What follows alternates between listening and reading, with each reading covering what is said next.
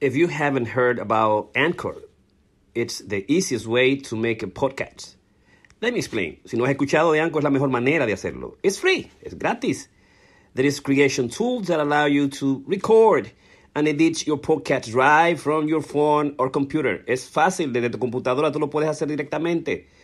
Anchor will distribute your podcast for you so it can be heard on Spotify, Apple Podcasts, and many more. Lo vas a escuchar en todos lados. En Apple Podcasts, en Spotify. Óyeme, es chulísimo. You can make money from your podcast with no minimum listenership. Hazlo, no tienes que tener un grupo, una gran audiencia. And it's everything you need to make a podcast in one place. Yes. All right. Dr. Piña.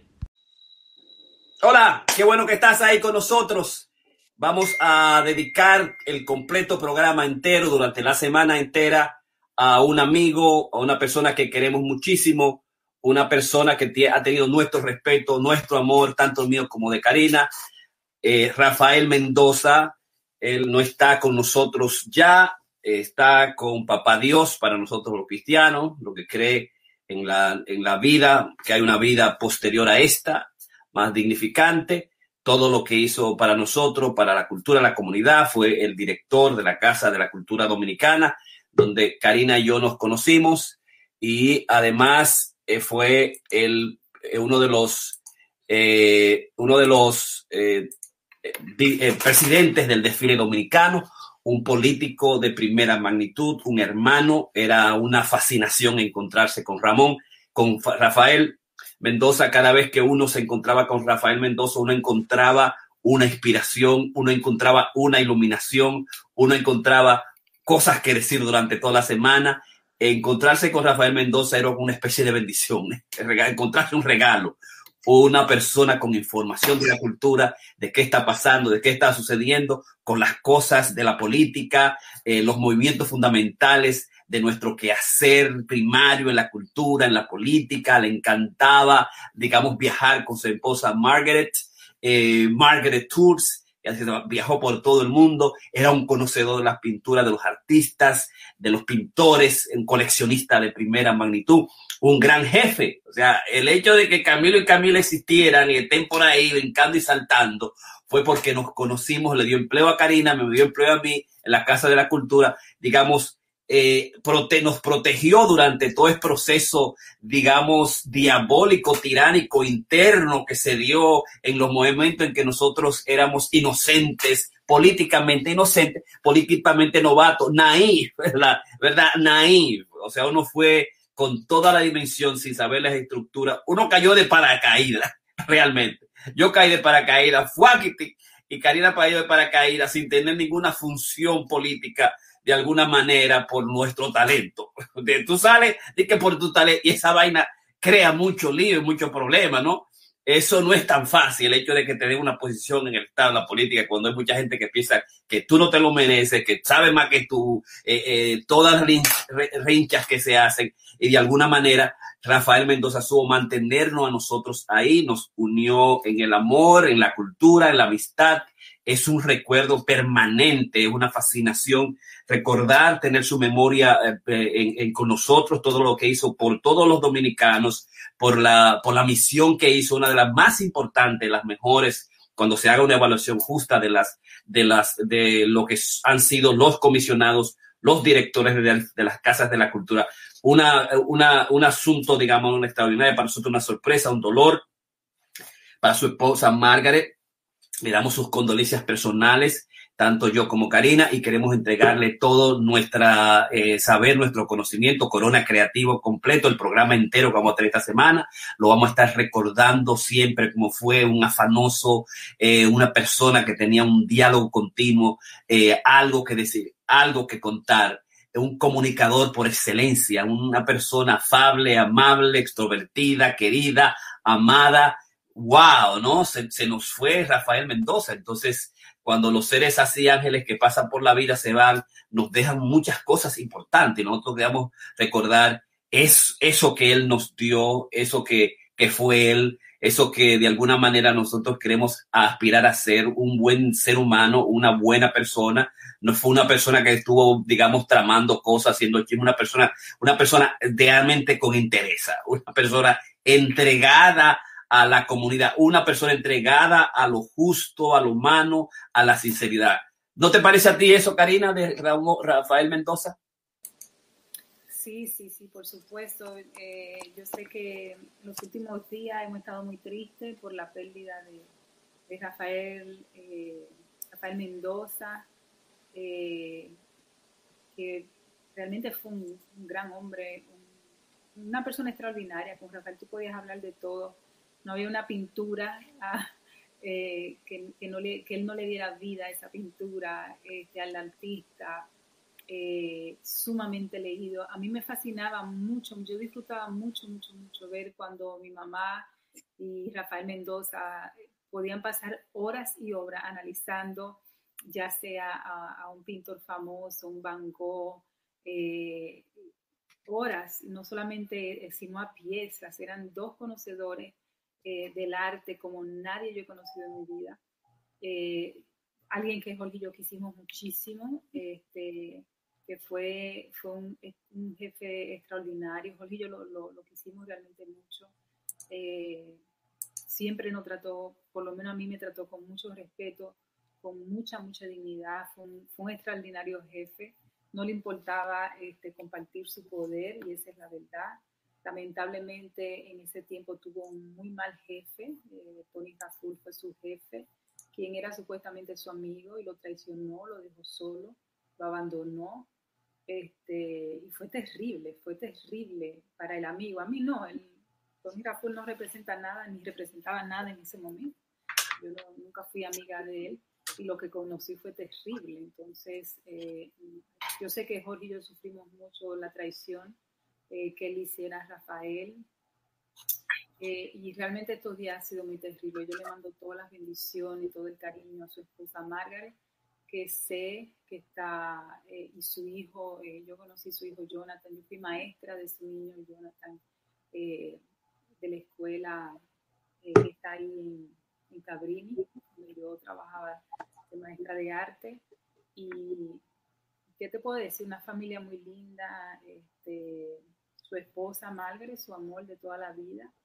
Y realmente todos han sido días muy extraños, porque es como que, wow, es alguien que tú quieres mucho.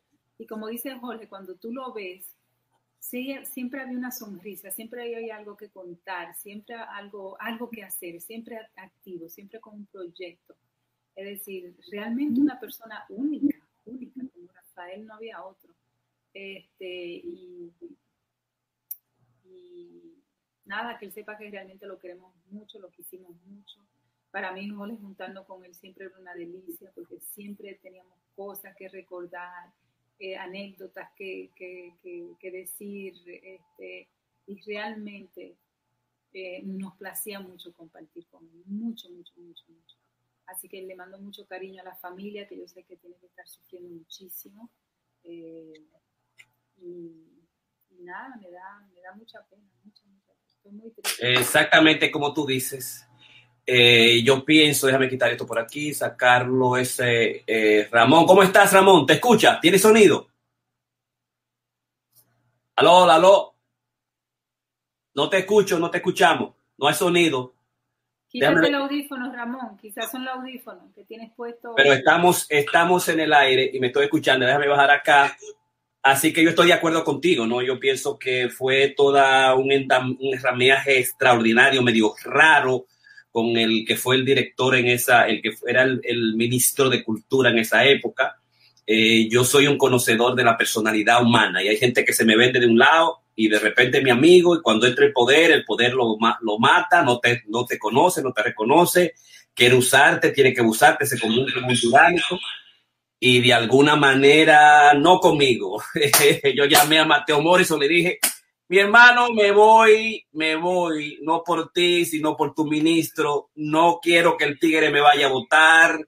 No creo que haya valores, que no tenga valores. Me parece que está traicionando a su amigo de él, a Mendocita, como le decía el presidente de esa época. Hipólito le decía Mendocita, que era una manera irrespetuosa también de llamarlo. me parece, digamos que en su honor no vamos a meter una vaina ahora, pero realmente esa fue la realidad de una persona que se la jugó todo y desde pues lo sacaron, lo votaron, le iban a ofrecer unas cosas por ahí que no se la ofrecieron, tampoco no se la dieron, pero definitivamente es el asunto político. Yo fui amigo de Fajardo, de Tony Raful, de Mateo Morrison, de Nelson Peña, toda la dimensión política. Yo pienso que al principio es eso, tú te vas a la política, tú tienes que saber quiénes son, que tú tienes que ir a la guerrilla, es una guerra. Hay hombres buenos, hay hombres malos y hay hombres que simplemente están buscando sus intereses, que muchas veces no son tus intereses, ¿verdad? No es que sean malos contigo, es que no son los intereses tuyos, esa es la dimensión de la política, que tienen otros intereses, otros valores. Entonces tú tienes que estar íntimamente relacionado con aquellas que tengan sus intereses y que estén relacionadas con tus valores.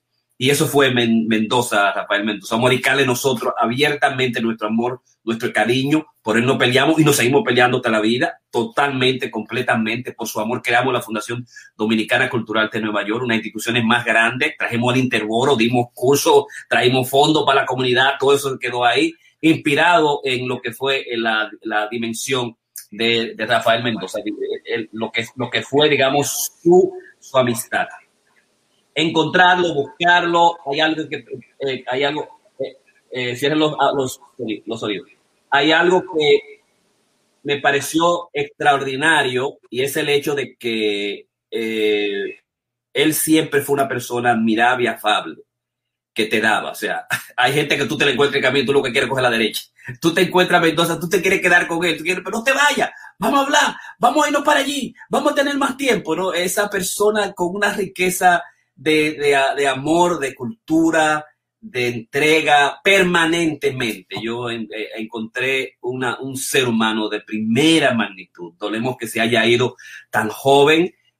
Muchas veces, como dijo Jairo, Dios lo tiene para sí mismo, lo llamó para otros propósitos y nosotros no podemos hacer más que, digamos, dejar que sea la voluntad de Dios y mantenerlo vivo en el recuerdo de lo que fue para nosotros, en particular para mí, para Karina, y para lo que fue realmente para la comunidad. Una persona honesta, una persona noble, una persona íntegra. Qué chulo que nosotros podemos encontrarlo y en la maraña política en que nosotros crecimos pudimos ver su dimensión. Eso pienso que y lo que nos enseñó realmente, nos hizo mejor seres humanos realmente, Rafael Mendoza. Le vamos a dedicar el programa completo nosotros hoy y durante toda la semana. Si eres más allá del orden, 3 reglas de vida por día. Y hoy nosotros vamos a trabajar lo que son las 3 reglas de vida por día del libro de Jordan Peterson, Más allá del orden, 12 reglas más de vida, del libro 2021 que salió hace un mes de Penguin y Portfolio.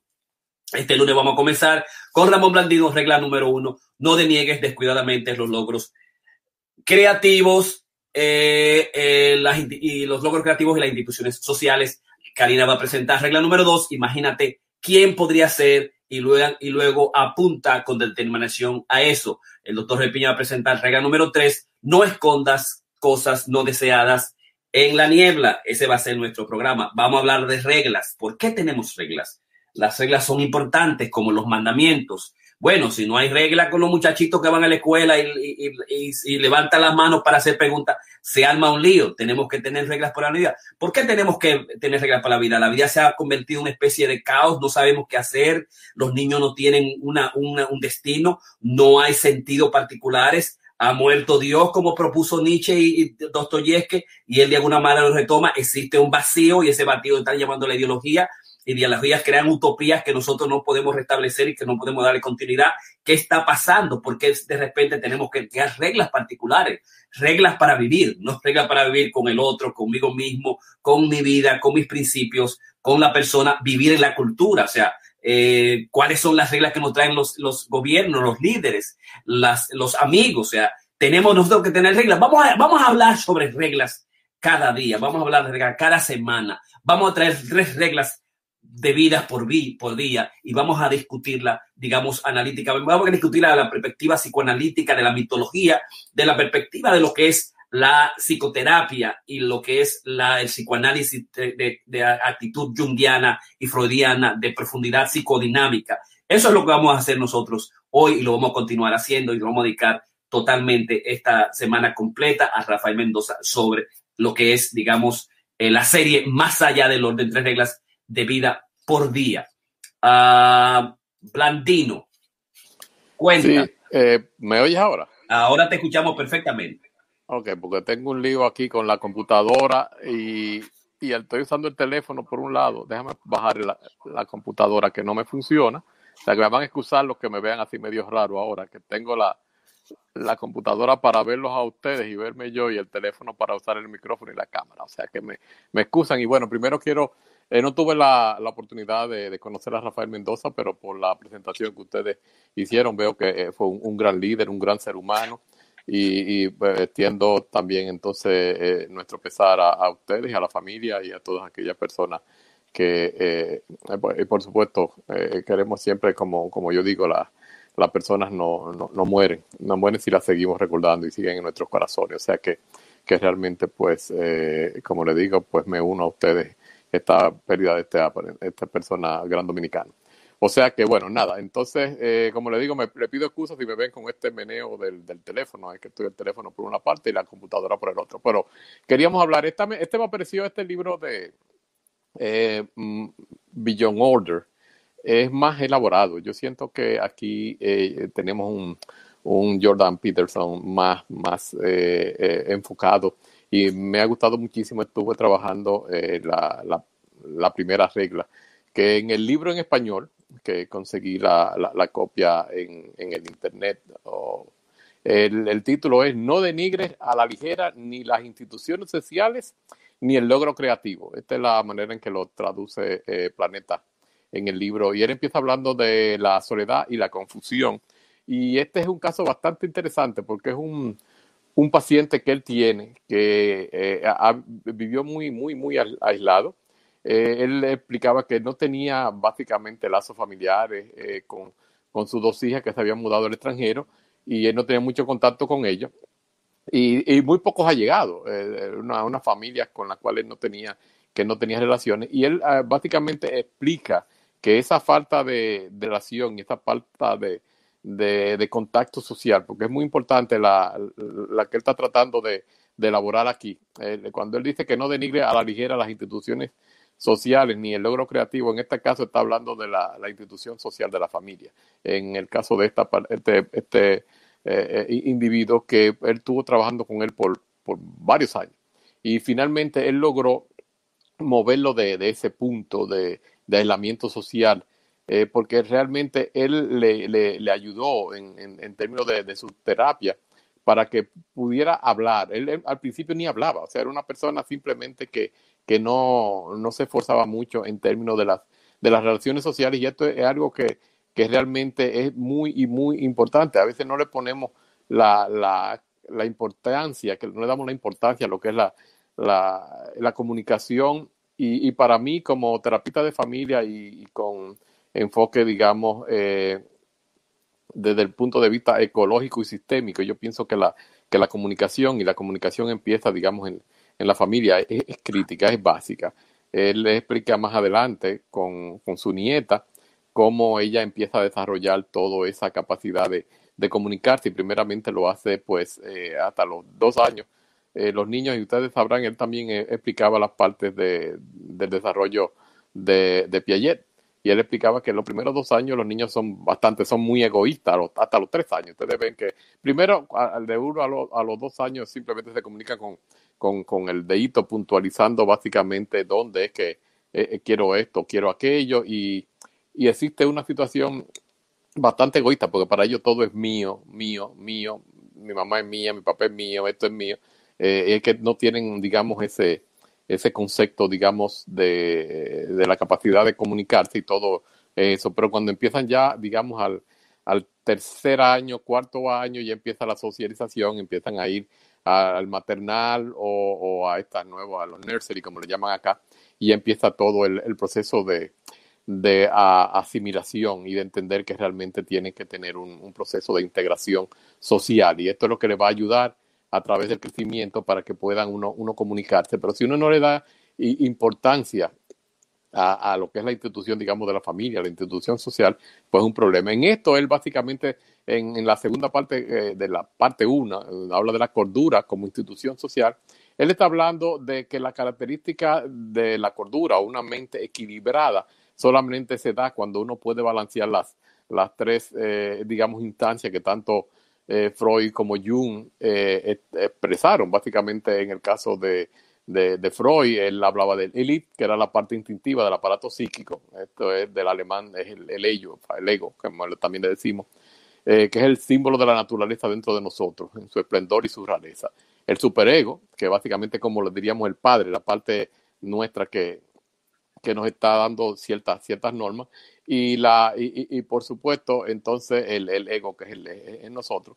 Para Jung, básicamente él lo tenía desde las mismas tres instancias, pero más bien desde el punto de vista interno. Él hablaba, no utilizaba esos conceptos, él hablaba el del ego como el individuo que tenía que encontrar su relación con la sombra, que era el ánima o ánimo, y básicamente en esta era la manera en que dinámicamente pues Jung lo usa. Entonces él, como junguiano que es, maneja muy bien esto en este capítulo, y aquí explica básicamente cómo uno debe utilizar esto para integrarnos socialmente. El por qué es esto. Bueno, él empieza, como le digo, a hablar de su nieta, y ese fue el ejemplo que le había puesto, que es en donde él habla de por qué señalamos. O sea, el señalamos es para tratar de llamar la atención. O sea, los niños están tratando de llamar nuestra atención de los padres y qué es lo que quieren. Por esos puntos, con el dedo, pues el dedo índice, como él decía, y él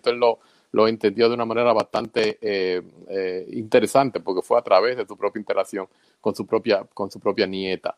Y él entonces pues fue observando, porque es un hombre bastante curioso, no solamente desde el punto de vista académico, sino observacional. O sea, él se dio cuenta del valor de lo que era la comunicación y de la presencia, y cómo nosotros tenemos que estar en capacidad de comunicarnos de una manera u otra, y esa es una de las capacidades que tenemos el Homo sapiens, o sea, el hombre, de comunicarse y las diferentes edades. Entonces, pues, él dice que esto es importante no solamente en términos del desarrollo del niño, sino en términos de nosotros, los adultos, cómo nos comunicamos, cómo podemos interactuar con otra persona, es una parte que es muy, muy, muy crítica. Él básicamente pues también nos habla de abajo arriba. Él dice que muchas de las veces los problemas que nosotros tenemos es que cuando estamos en una posición debajo, o sea, como vamos a decir, hablaba de un mesero básicamente que también fue su paciente, que en el restaurante pues él primero sentía que lo estaban abusando, que no le pagaban bien, pero él vio una de las presentaciones de Peterson y decidió hacer una prueba, decidió hacer un cambio. Él básicamente decidió cambiar su actitud para respetar, digamos, las leyes de la organización, en este caso es donde estaba trabajando, pero de una manera creativa. Entonces, pues, él empezó a interactuar de una manera más positiva con su jefe, con el personal, con los cocineros, que normalmente él decía que son una persona muy difícil de tratar, y esto cambió completamente. Entonces el tipo estaba haciendo su historia, y aquí Peterson lo señala de una manera bastante creativa, que él recibió 3 promociones en menos de 6 meses. Y entonces no solamente las promociones fueron para una mejor posición, pero también la diferencia económica. Y muchas veces uno tiende a estar en una posición abajo y nos frustramos porque decimos, bueno, nunca vamos a pasar de aquí. Como dicen, si del cielo te cayeron los clavos, bueno, pues eso es todo lo que tú vas a hacer, no vas a poder hacer más nada.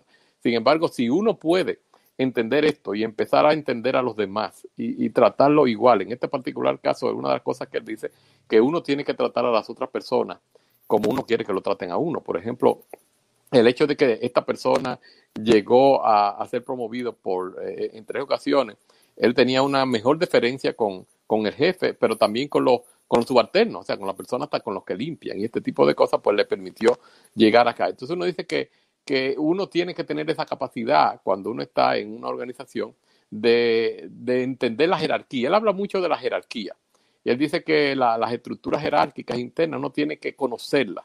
y uno tiene no solamente que conocerla, sino que respetarla, pero no respetarla de una manera sumisa, porque esa era la parte que inicialmente, cuando empecé a leer el capítulo, me sentí un poco incómodo. Digo, bueno, pero esto es una situación muy sumisa la que él está presentando, y no por el contrario.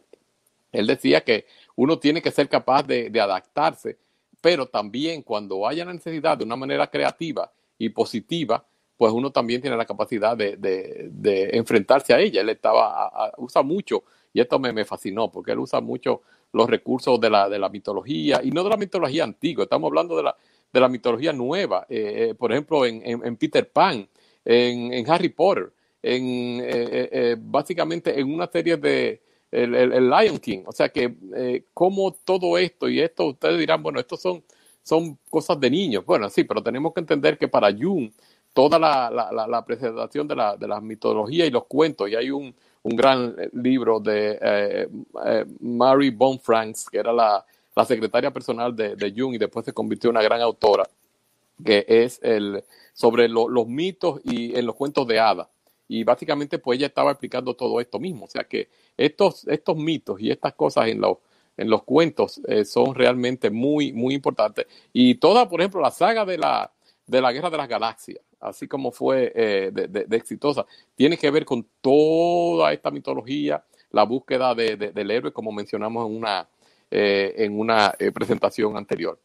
Sí, claro, todavía siguen diciendo que en algunos de sus críticos que en esto él está haciendo una reevaluación, una presentación del hombre, del masculino, en términos de que ha perdido su posición a nivel social. Y bueno, esto lo hemos discutido y no vamos a entrar en este detalle, porque realmente yo pienso que él no está haciéndolo desde el punto de vista genético de el hombre contra la mujer. No, si por el contrario, muchas personas lo acusan de eso, pero yo pienso que no, que él le da cabida. Y sí es cierto que ha habido, Karina se ha referido varias veces y tiene muchísima razón, que existen el Centro de Estudio de la Mujer aquí en aquella universidad, en nuestros países.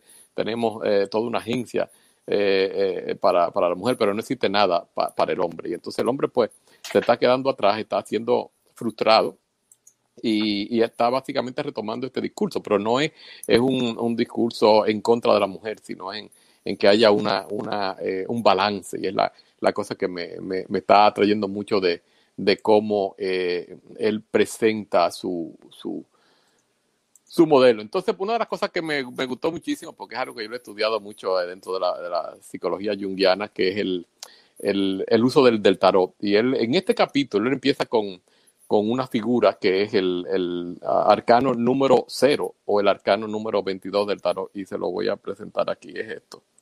Este de parte de mi tarot. Claro, la que él tiene, el loco o The Fool, es una recreación que le hizo un artista, y cada uno de los capítulos que en este libro, pues él está utilizando una o por lo menos un número de porque los arcanos mayores, que son las figuras del tarot, son 22, y esta sería la número 0. Entonces él habla de la autoridad del loco. Él dice que esto es una figura que mucha gente la considera negativa, pero él la ve como es una carta muy, muy, muy positiva.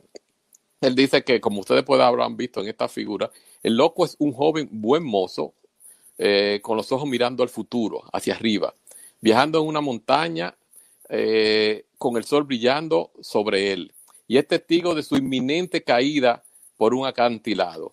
Ustedes, como pueden verlo en esta, se parece muchísimo a la que él tiene en el libro. Este es el famoso loco. Le llaman el fool en inglés.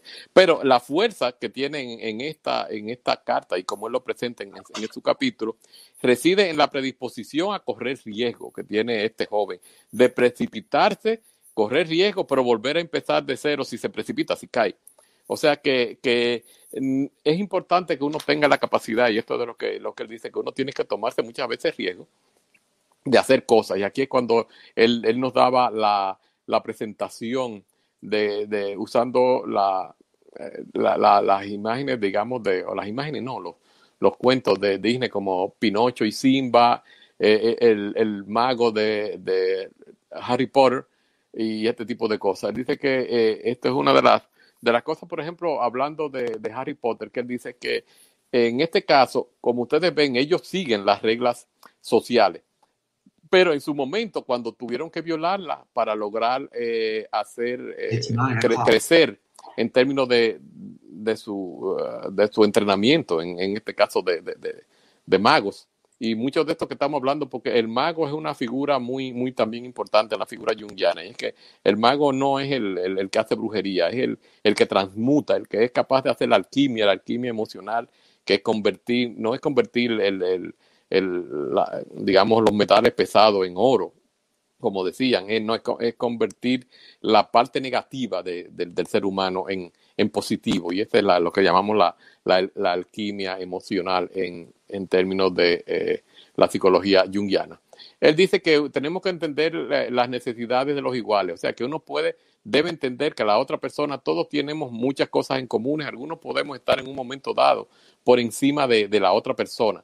Pero al final esa persona también tiene muchas cosas que enseñarnos a nosotros. Nosotros podemos aprender de ellos y ellos de nosotros.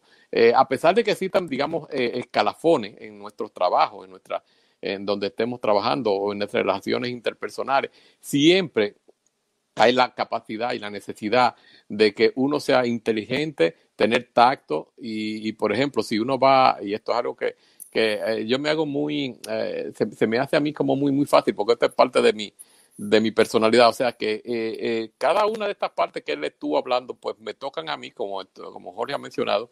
Estuve trabajando a niveles muy, muy altos en la segunda posición, subdirector ejecutivo de una gran agencia, y una de las cosas que yo normalmente hacía era eso. Yo reconocía a todo el mundo, incluso al que limpiaba, y conversaba con ellos, interactuaba con los de mi igual y los menores que yo y a los demás para arriba que yo, y es algo que yo siento que en mí es natural. Pues aquí él básicamente nos está dando la técnica, y ahora yo puedo ver que aquello que yo hacía de una manera natural tiene un gran sentido, un gran sentido profesional y psicológico, y es una de las cosas pues que yo estoy usando. Él dice que el vínculo que uno debe desarrollar con la otra persona van a determinar cómo uno pueda crecer.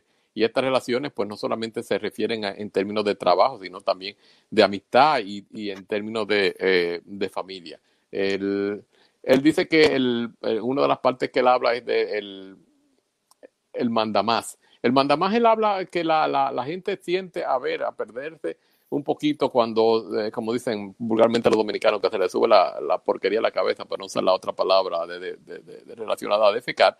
Y es que realmente uno tiene que ser humilde, es bueno tener autoridad, pero la gente también tiene que entender que la gente es frágil y la vida es sufrimiento. O sea que realmente uno tiene que mitigar eso. Uno tenemos que tratar de que la persona crezca, porque cuando uno da, uno recibe. Y esto es una ley que realmente yo le entiendo mucho, la ley del karma y el dharma, como dicen también en ciertas áreas. Y bueno, esta es una parte que realmente a mí me da muchísima, es bastante interesante, porque la manera en que él lo pone está usando muchas, digamos, de las cosas de la Biblia. Por ejemplo, él habla varios pasajes de la Biblia donde Jesús, cuando estaba a los 12 años, que fue al templo y se le perdió a los padres cuando ellos estaban camino ya hacia Galilea, tuvieron que devolverse corriendo y encontraron que él estaba sentado con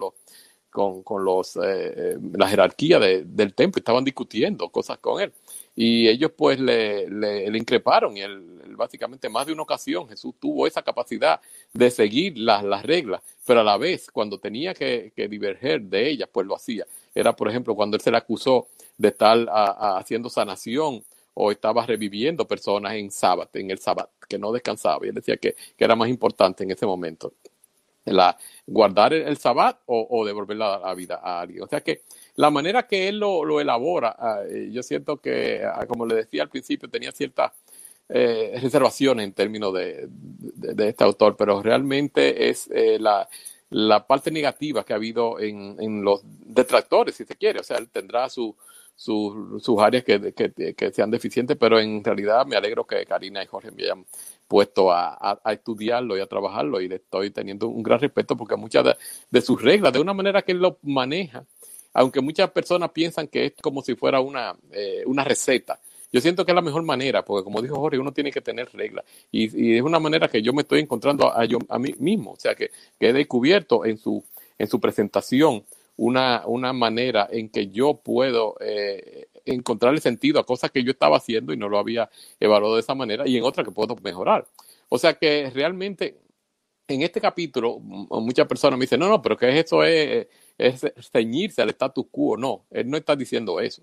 Él está diciendo que las instituciones tienen un valor, y las instituciones no se refieren solamente, digamos, a universidades, escuelas, trabajo, este tipo de cosas. Se refiere también a la universidad, a la relación de pareja, de la familia, este tipo de cosas, y tienen que tener sus reglas del juego. O sea que este es básicamente lo que tenía, y pues me excusan de la incomodidad de la presentación con el teléfono y la computadora.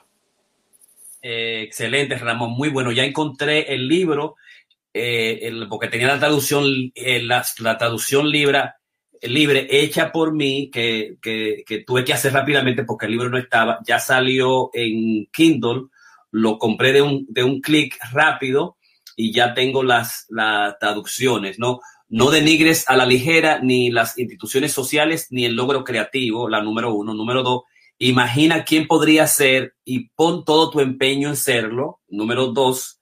Y regla número 3, no escondas en la niebla las cosas que no desees. Y así van cada una de ellas, y que vamos a tener 4 semanas y nos vamos a turnar, como lo estamos haciendo, cada una de las reglas, para traer esas reglas nuevas, ponerla a disposición de la gente, discutirla nosotros, aplicarla a nosotros, porque es una vaina chulísima esa regla. Ese tigre es bomba. A mí me encantó que te gustara, porque yo quería que tú te metieras y entendieras el tigre. Más allá de la ideología de lo que se está diciendo con él, es tú ver la grandeza del tipo, cómo te toca y te pone a una dimensión. Nosotros, porque somos psicoanalistas, analistas junguianos, lacanianos y digamos, freudianos, entendemos la dimensión y queremos llevar ese entusiasmo a la gente que está allá. Qué bueno que te gustó muchísimo, que realmente te metiste al meollo de estas reglas. Así que, chulísimo. Esto es todo para Rafael Mendoza, Masterclass 257, que está con nosotros en el cielo, está, y lo vamos a recordar siempre. Karina, tú tienes la regla número 2. Imagina quién podría ser y pon todo tu empeño en serlo. ¿Qué no podías decir tú de esa regla? Felicidades, Ramón. Creo que fue una presentación magistral. Yo, dentro de la presentación mía, el cual yo disfruto mucho leerlo a él, porque realmente es la escritura que a mí me gusta, ¿no? Es una escritura muy... tiene de todo, tiene un contexto histórico como ninguna. Eso es lo primero. Es totalmente... es decir, el tipo es realmente profundo, ¿no? Los ángulos de él son, no es que son interesantes, es que yo siento que son únicos de la forma que él escribe. Son sumamente literarias, las imágenes, algo que quizá por eso lo disfruto muchísimo, porque también parte de un contexto histórico, espiritual. Él cita la gran parte del libro realmente. Él cita versos bíblicos realmente, de Moisés, de diferentes tiempos, ¿no? Entonces uno realmente es como que, wow, yo siento que uno está expuesto a todo cuando lo lee a él. Es como no solamente leer una línea, sino es como una línea que cruza a diferentes dimensiones y tiempos de una forma realmente espectacular. La parte que me tocó a mí es quién eres y quién podrías ser. Un poquito lento, pero cómo tú sabes quién eres. Y así comienza este capítulo. ¿Cómo realmente tú sabes quién tú eres? Si tu complejidad va más allá de tu propio entendimiento, es decir, de ese entendimiento básico que a veces nosotros tenemos de nuestro ser. Y según eres el más complejo de todo aquello que existe en la Tierra, es decir, quién tú eres y esa composición del ser. Él dice, no hay nada más complejo en la Tierra que el ser humano. Y él dice, y la ignorancia que nosotros tenemos es mucho más complicada que tu mismo entendimiento de quién tú eres o de quién tú podrías ser. tú no solamente eres, pero eres esa posibilidad de lo que podrías ser, según Jordan Peterson. Eso también trasciende tu entendimiento. Y quién eres y quién podrías ser si realmente tuvieras la opción y las posibilidades de aquello que tú podrías ser. Y también algo importante que él para y dice, son estas preguntas imposibles de responder, y es una pregunta, ¿podríamos nosotros responder la complejidad de lo que somos como seres humanos? Y no solamente eso que nosotros somos, sino la misma ignorancia de lo que nosotros hemos constituido de lo que somos. Además, tú has sido, según él, testigo de quien tú te has convertido, tus fracasos, tus logros, tus triunfos, tus miedos. Es decir, tú eres toda esa recopilación. Él decía que Sócrates creía que todo forma parte de un aprendizaje, y un aprendizaje que se pone en efecto cuando tú recuerdas. Así que todo aprendizaje está ligado a esa recordación que tú puedes hacer de eso que tú has aprendido. Sócrates creía que todo lo que eres y serás está conocido por tu espíritu muchísimo antes de lo que tú seas y puedas ser, o de lo que serás. Pero que todo lo que tú sabes ha quedado olvidado mucho antes de tu infancia, mucho antes, ¿no? Cuando tú naces, eso queda olvidado.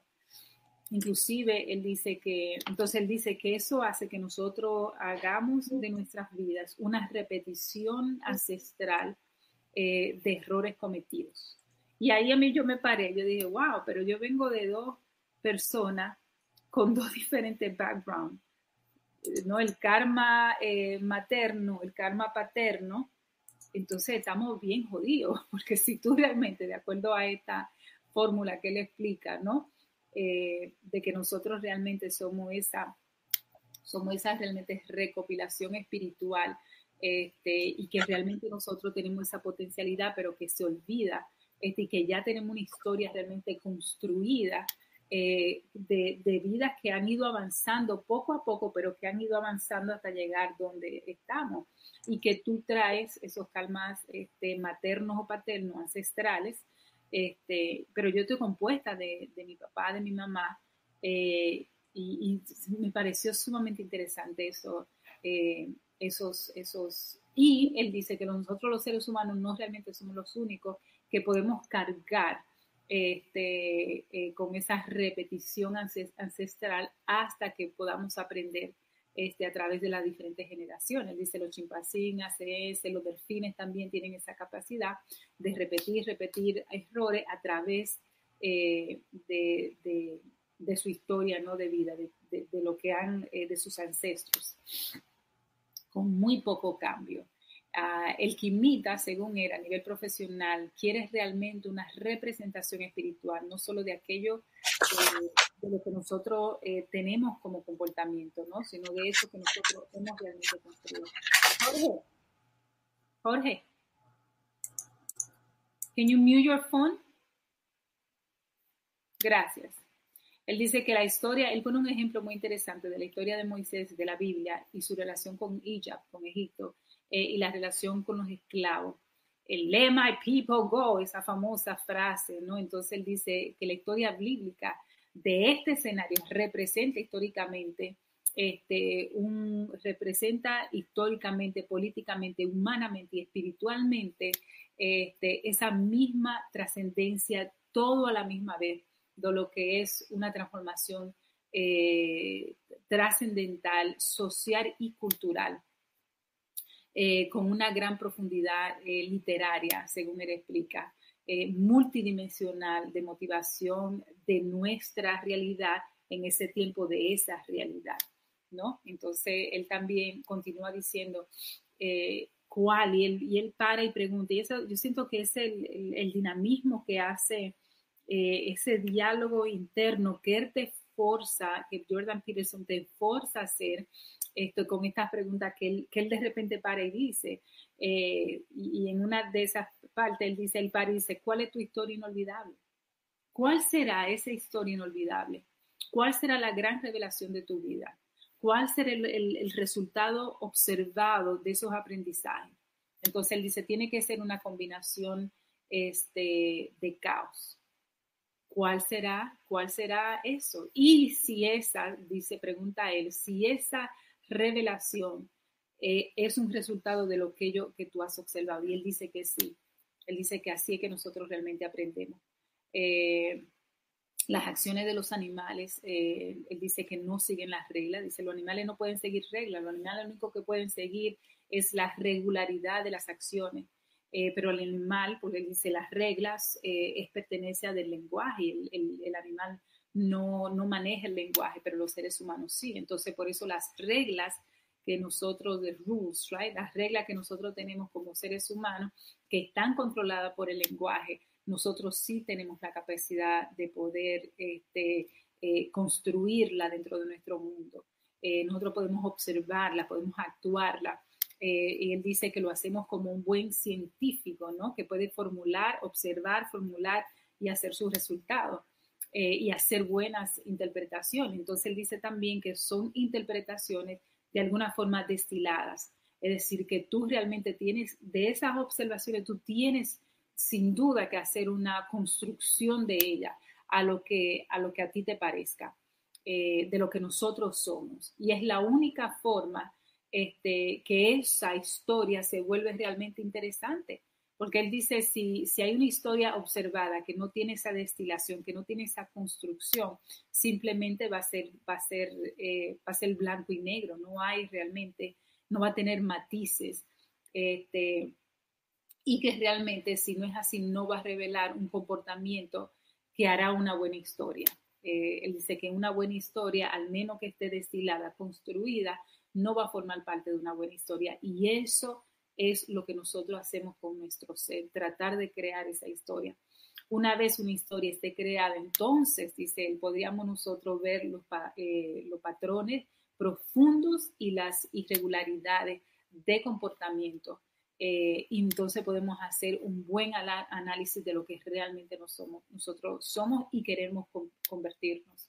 Entonces dice él, si ese análisis es exitoso dentro de lo que se está formulando, entonces él dice, puede haber una creación, una serie de reglas que entonces tú vas a poder llevar a cabo, no solamente construir, pero seguirla.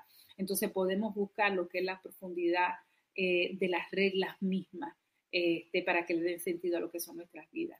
Nosotros todos jugamos cuando éramos niños con un comportamiento. Él dice, nosotros todos juzgamos al niño cuando es pequeño en su comportamiento. Nosotros podemos juzgarlo como está mal, como está inapropiado, o quizás es injusto, ¿no? Nosotros cuando vemos a un niño decimos, wow, el niño no quiere jugar con alguien. Oh, pero el niño le dio un pecozón al otro. Oh, pero el niño le levantó la falda a la otra muchachita. Es decir, nosotros podemos y tenemos esa capacidad de ver ese comportamiento del niño mal, inapropiado y quizás injusto. Nosotros, cuando vemos ese comportamiento, lo primero que nosotros hacemos es construir un sentimiento alrededor de esa acción que nosotros estamos viendo. Entonces nosotros tenemos la capacidad de sentirnos realmente traicionados por ese niño, pero eso no fue la crianza. Nos podemos sentir tristes porque, wow, nos destrozó el alma, nos avergonzó, ¿no? Nos podemos sentir mal. Eso no quiere decir que hemos podido crear buenos patrones de responder bien o mal, a lo bueno o a lo malo. Él simplemente dice, es la construcción de las acciones que le dan vida a reglas que le hacen sentido a nuestras vidas y que nosotros tenemos que darle esa interpretación. Nosotros quizás no podamos entender lo bueno y lo malo según él, pero sí podemos y debemos exigir, ¿no? Estas reglas cuando se hayan roto. Y eso es lo que él dice. Él habla mucho del Éxodo de Moisés, del 13 al 18, ¿no? Que a mí me parecería muy interesante ver esto. Entonces lo que dice que en una Moisés crea todas estas reglas y le dice, y quiere que la gente las siga. Y el padre viene y le dice, pero tú has creado todas estas reglas, ¿para qué? Y Moisés dice, Mi gente me la ha pedido, yo le he construido y ella ahora tienen que obedecerla. Y el papá le dice, pero eso no es tan fácil, no es algo, no es tan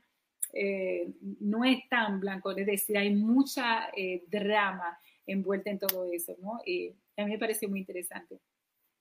Entonces él dice que nosotros hacemos una construcción de esa historia de parte natural como parte también cultural de lo que nosotros somos.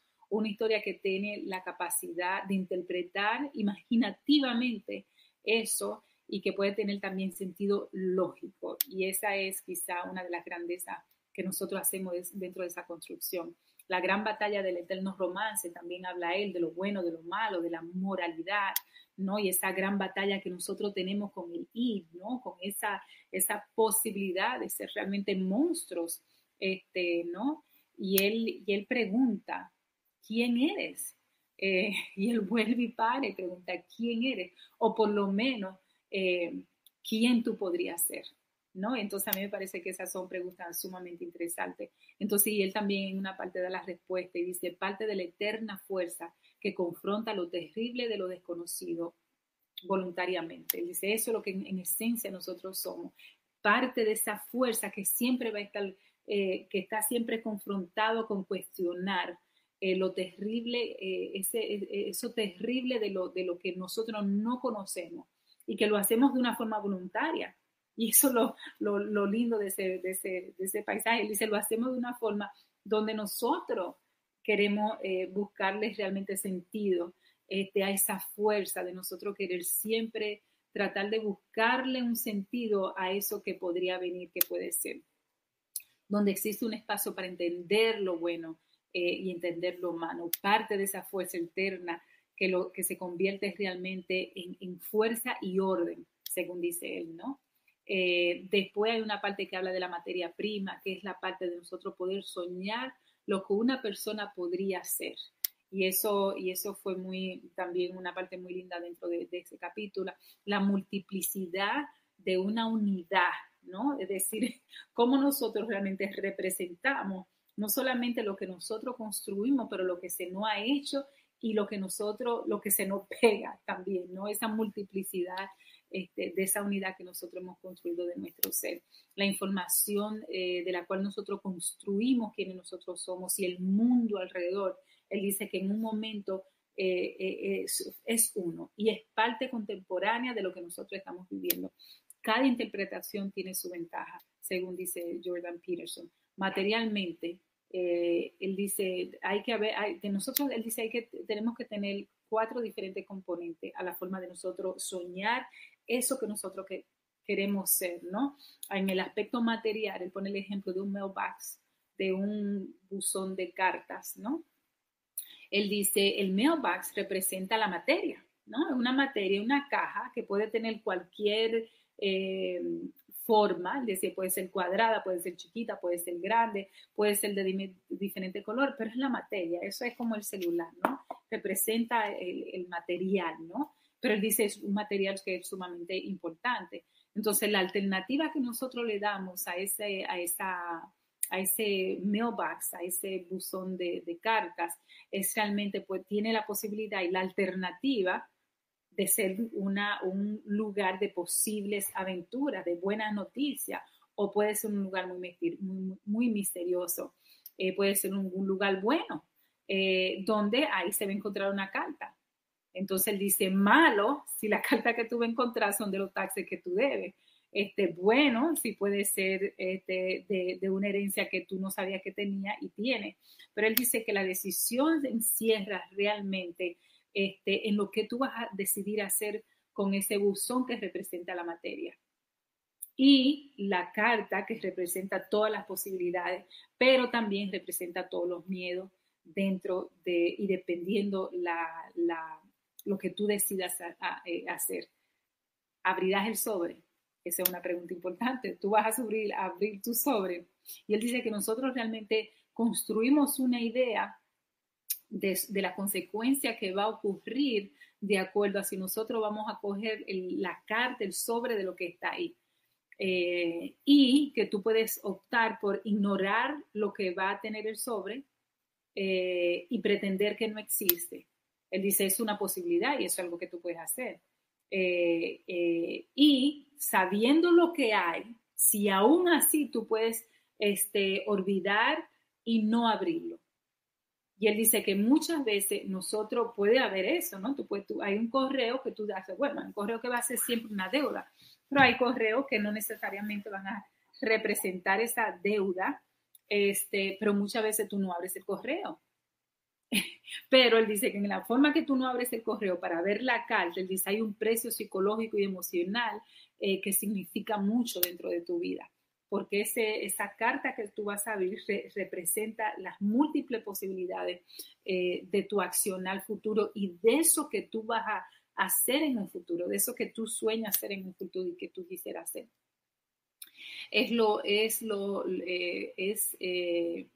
que basa ese confrontamiento de algo que tanto temes, el terrible rostro de lo abstracto, porque tú realmente no sabes lo que hay ahí, dice él, lo cual te hará más fuerte e integrado una vez tú lo abras, algo que te atemoriza como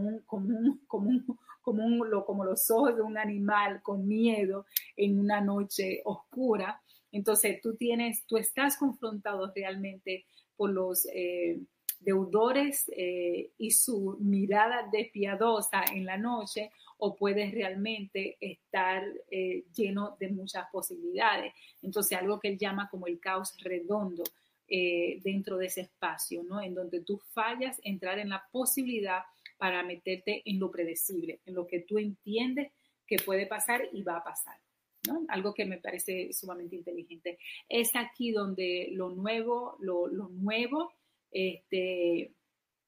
y lo bueno comparten el mismo territorio con lo precedible para el mal o el bien. Es sumamente interesante, ¿no? Donde te domina y te controla sin saber nada de ti. Es decir, eso te controla, eso realmente hace de lo que tú vas a hacer, lo toma, lo hace y lo conforta, ¿no? Dentro de tu personalidad. Como tu imaginación se mueve por la asociación y la desociación que tú hagas dentro de esa posibilidad de abrir o no esa carta. Es cuando tú miras la posibilidad sin saber a qué te estás confrontando. Entonces él dice que eso de lo y hace siempre esa referencia de lo que tú podrías ser. Finalmente, es el potencial del terror, dice él, que tiene la capacidad de moverte o paralizarte. Y a mí me parece eso muy real y muy interesante de nosotros. Cuando yo iba leyendo esta parte, este capítulo del libro, yo pude hacer un recorrido en mi vida muy interesante, donde sin duda yo me he visto confrontada con esto, ¿no?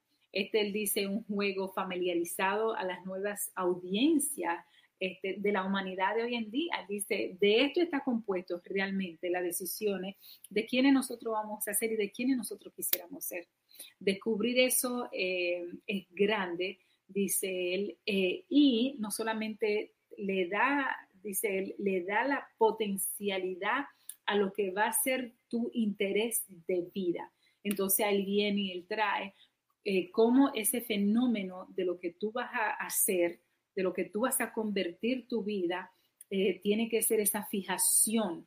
Y él dice que es una fijación sumamente interesante que se da, no porque tú elijas esa fijación, pero que esa fijación realmente te va a elegir a ti. El fenómeno que él dice, es un fenómeno que nos rompe para recrearlo, para construirlo.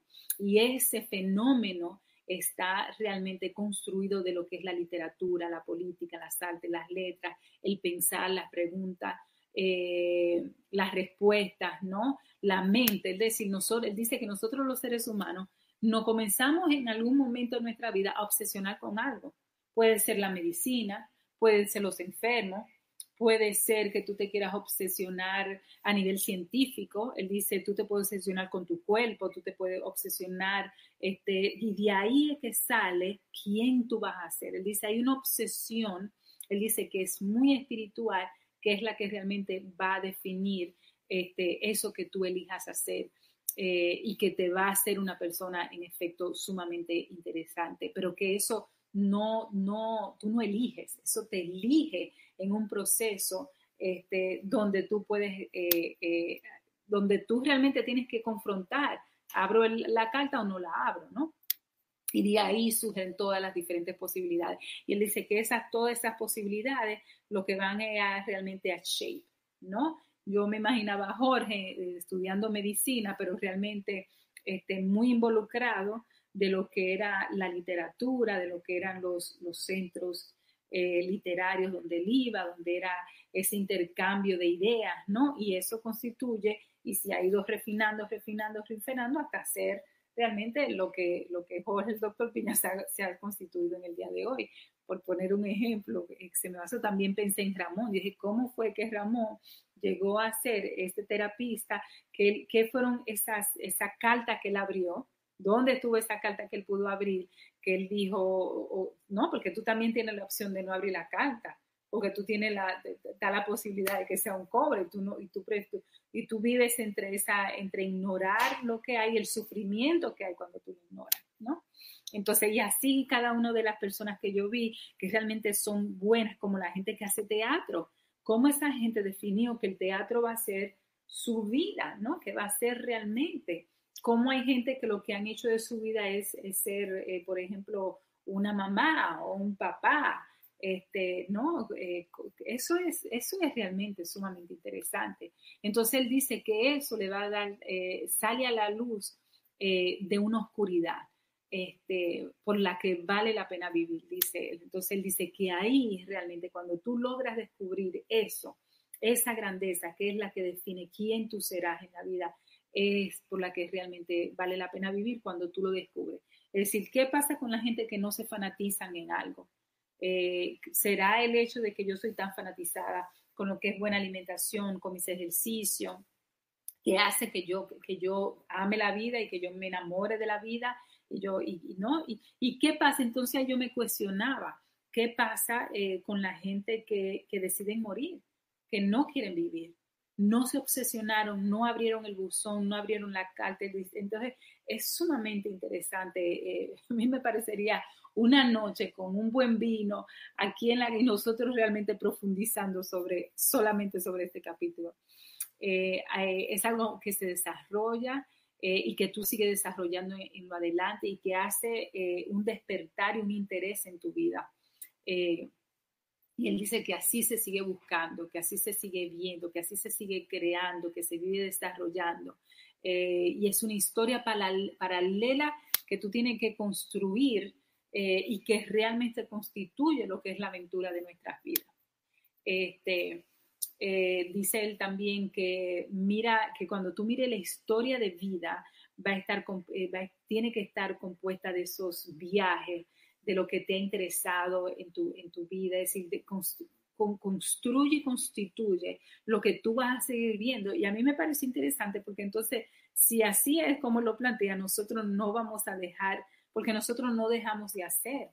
Cómo este programa Co-Crea nació hace un año y dónde nos va a llevar y dónde nos está llevando y cómo es una reafirmación de lo que realmente somos nosotros. Somos personas profesionales en el área de salud mental que quiere dar servicio, que quiere dar información, ¿no?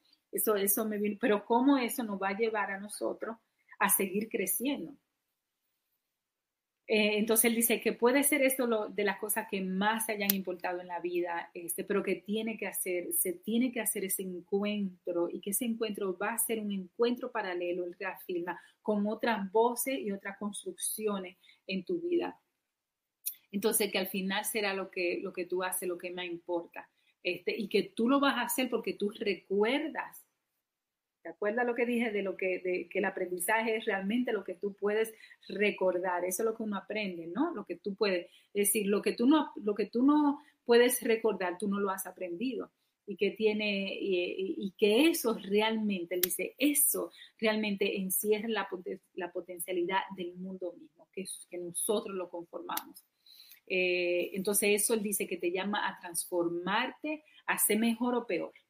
Él dice que no es como un sinónimo de que, tú vas a ser el mejor. No tiene la potencialidad de realmente doblar en cualquier esquina. Primero, él dice, primero hazte una pregunta. ¿Te encuentras tú interesado en algo? Él dice, ¿en qué te encuentras tú interesado? Y eso que está alrededor de ese interés va a traer caos, tiene la posibilidad de un miedo. ¿De qué tiene esa posibilidad? Y si algo te tiene agarrado y hay algo que te va de información, él trae todas estas interrogantes, es decir, te va de información, te va a atar, te va a dar miedo, va a tener posibilidad, va a crear caos. Y de esa información entonces nosotros realmente construimos el mundo alrededor de nosotros y construimos lo que somos y percibimos de lo que nosotros somos, que él dice que es tan o igual de importante. Entonces él también en un momento dentro del capítulo lo asocia a la materia espiritual y psíquica que también él dice nosotros creamos alrededor. Entonces él dice que también hay existen unos indicadores numéricos según Jordan, que él dice, por ejemplo, él pone el número 3 es con el triángulo, es la relación espiritual.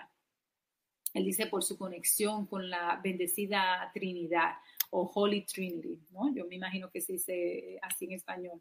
La asociación con el mundo, el número 4, él dice, está muy asociado con el mundo de la materia por sus 4 elementos, el número 4. Y él dice que es esencial, los elementos esenciales de la naturales, como es la tierra, el agua, el aire, el fuego. También habla un poquito de lo que es el dragón, el peligro que el dragón significa y la información que también trae el dragón con relación al miedo y a la creación, porque no, cuando hay un miedo, realmente hay una reacción a eso. También él habla de los elementos que confrontan nuestra personalidad, habla de la masculinidad, habla de la feminidad, cómo eso se tiene que mantener, pero cómo la feminidad realmente se tiene que construir con elementos femeninos y viceversa, cómo la feminidad se tiene que construir con elementos también masculinos sin perder su esencia. Y también él cuestiona y dice lo que ambos representan. Al final, él termina con lo que es politeísta y monoteísta. Creo que se dice así. Él dice que alrededor de algunos 600 años atrás era la construcción de eso que nosotros podríamos hacer y estaba muy basada en creencias, en sueños y en eso, y era muy natural, era muy de las acciones que nosotros teníamos, ¿no? En experiencia objetiva puramente, de las cosas que podíamos nosotros sentir, como era el hambre, el irse a la casa, caminar, correr, de eso nosotros hacíamos realmente una construcción de lo que nosotros éramos y de la posibilidad de lo que nosotros podríamos ser, pero él decía que era muy objetiva. Él dice que la construcción de lo que somos ahora podría ser mucho más objetiva como también subjetiva. Hoy la relación de lo que somos está atada a esa historia que nosotros hemos construido más allá de su objetividad, ¿no? Es la interpretación de lo que nosotros hemos vivido. Eso, él dice que esa interpretación que ahora nosotros tenemos, que antes nosotros no teníamos porque era totalmente objetiva la interpretación de lo que nosotros éramos y íbamos a hacer. Entonces él dice que ahora nosotros hacemos una interpretación de lo vivido. Él dice donde nosotros mezclamos las películas, el teatro, las novelas, el drama, no todo lo que está alrededor de nosotros y que nosotros realmente esas dramas nosotros las profundizamos, incluyendo las letras de una canción, incluyendo, él dice, todo lo que está alrededor de nosotros como el arte, ¿no? Y él incluye ese elemento dentro de la creación de esa posibilidad de lo que somos y podríamos ser.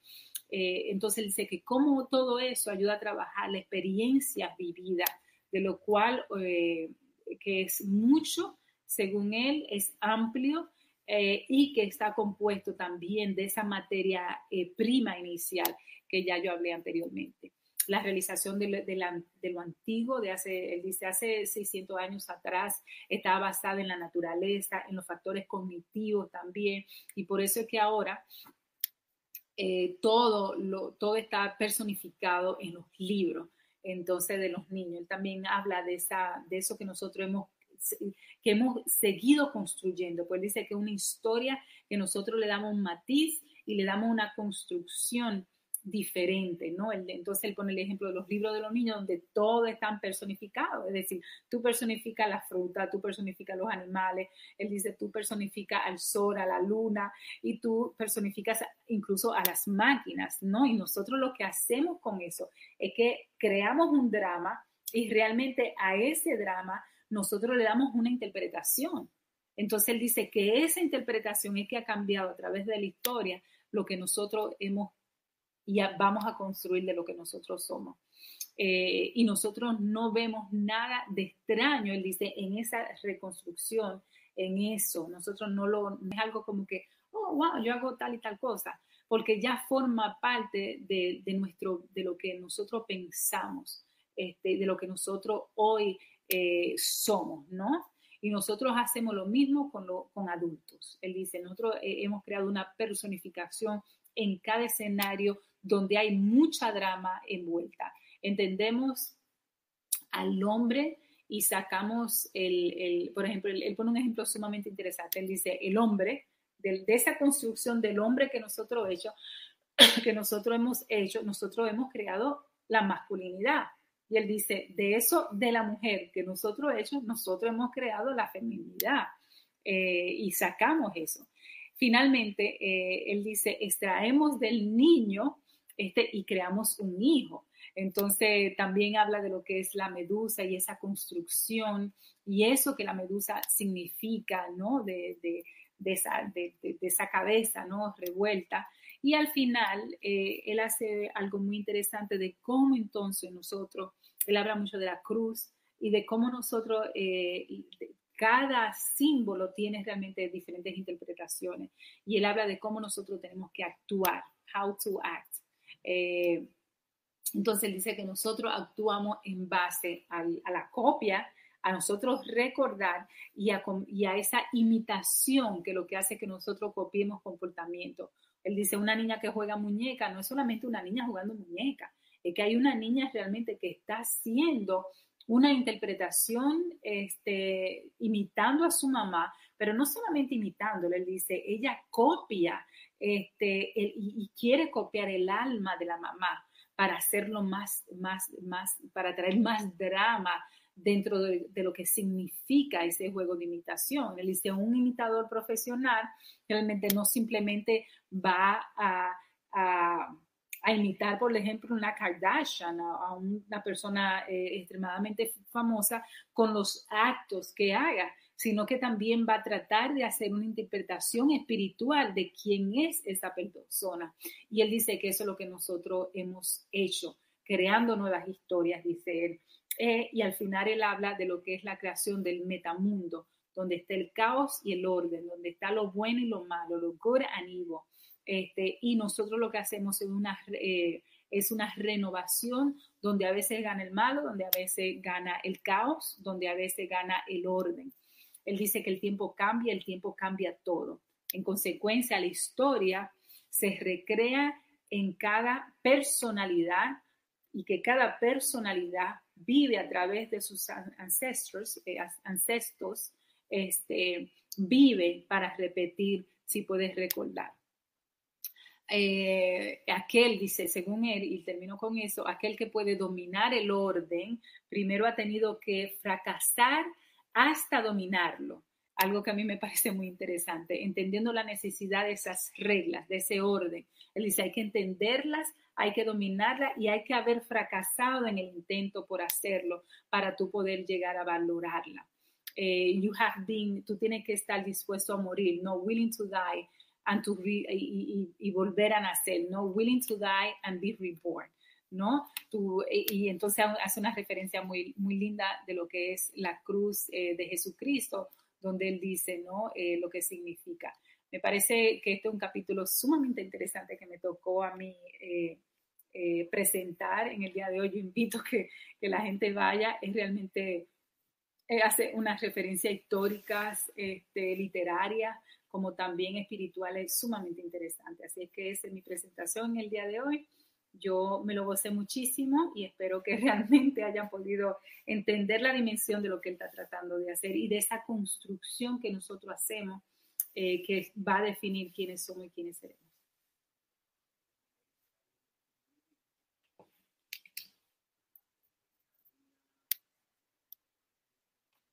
No te oigo, Jorge. Muy buena presentación la de Karina, muy buena presentación, muy buen trabajo, extraordinario. Tenemos delante de nosotros una, digamos, déjame quitar esto por aquí, espérate. Una filósofa de magnitudes extraordinarias, señoras y señores. Una filósofa que realmente deberíamos nosotros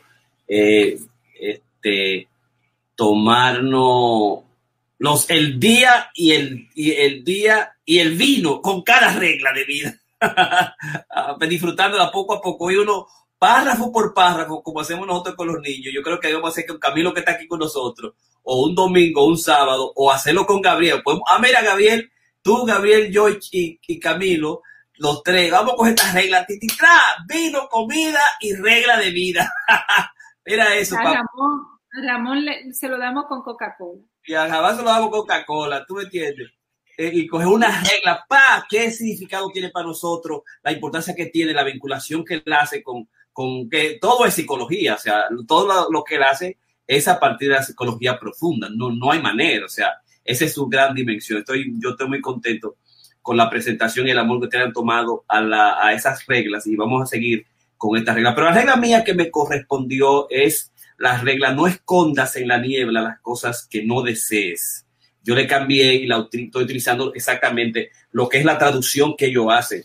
Y Jordan Peterson comienza siempre con él tiene, como así lo hizo en su primer libro, tiene una imagen, y la imagen que tiene es la imagen de Jorge. Es la imagen de Jorge con el dragón, ¿no? Y digamos, Jorge es la imagen, es, digamos, el mito en que todos los mitos se han construido de las doncellas, el gran dragón mágico que va a buscar la doncella y que va a acabar con el dragón, y es lo que es el mito del héroe, ¿no? El mito del héroe, este dragón que está en el lugar donde está el tesoro, en el lugar donde está el agua, y entonces las personas del lugar tienen que pasar donde está el dragón, y lo que hace es que el dragón tiene que hacer una transacción, o de comida, o fue primero comida o frutas, y luego el dragón lo dijo: yo no quiero fruta, yo quiero que me traigan animales. Comenzaron a traer animales, y el dragón: yo no quiero animales, yo quiero que me traigan gente ahora, y me voy a comer uno de los gente, hasta que el dragón dijo: yo quiero mujeres, y le llevaron la doncella, que era la princesa, la jefa, la hija del rey. Y entonces, en ese instante, Jorge, este que está aquí, Jorge iba pasando, vio lo que estaba sucediendo, agarró el dragón, acabó con él, mató el dragón, ¿no? Y entonces llevó a la doncella y se casó con la doncella, y tiene toda esa historia de hada, y que recoge en esa foto, que es una foto de Uccello, un pintor hecha en 1400. O sea, déjame ver cuál exactamente déjame ver la tabla de contenido.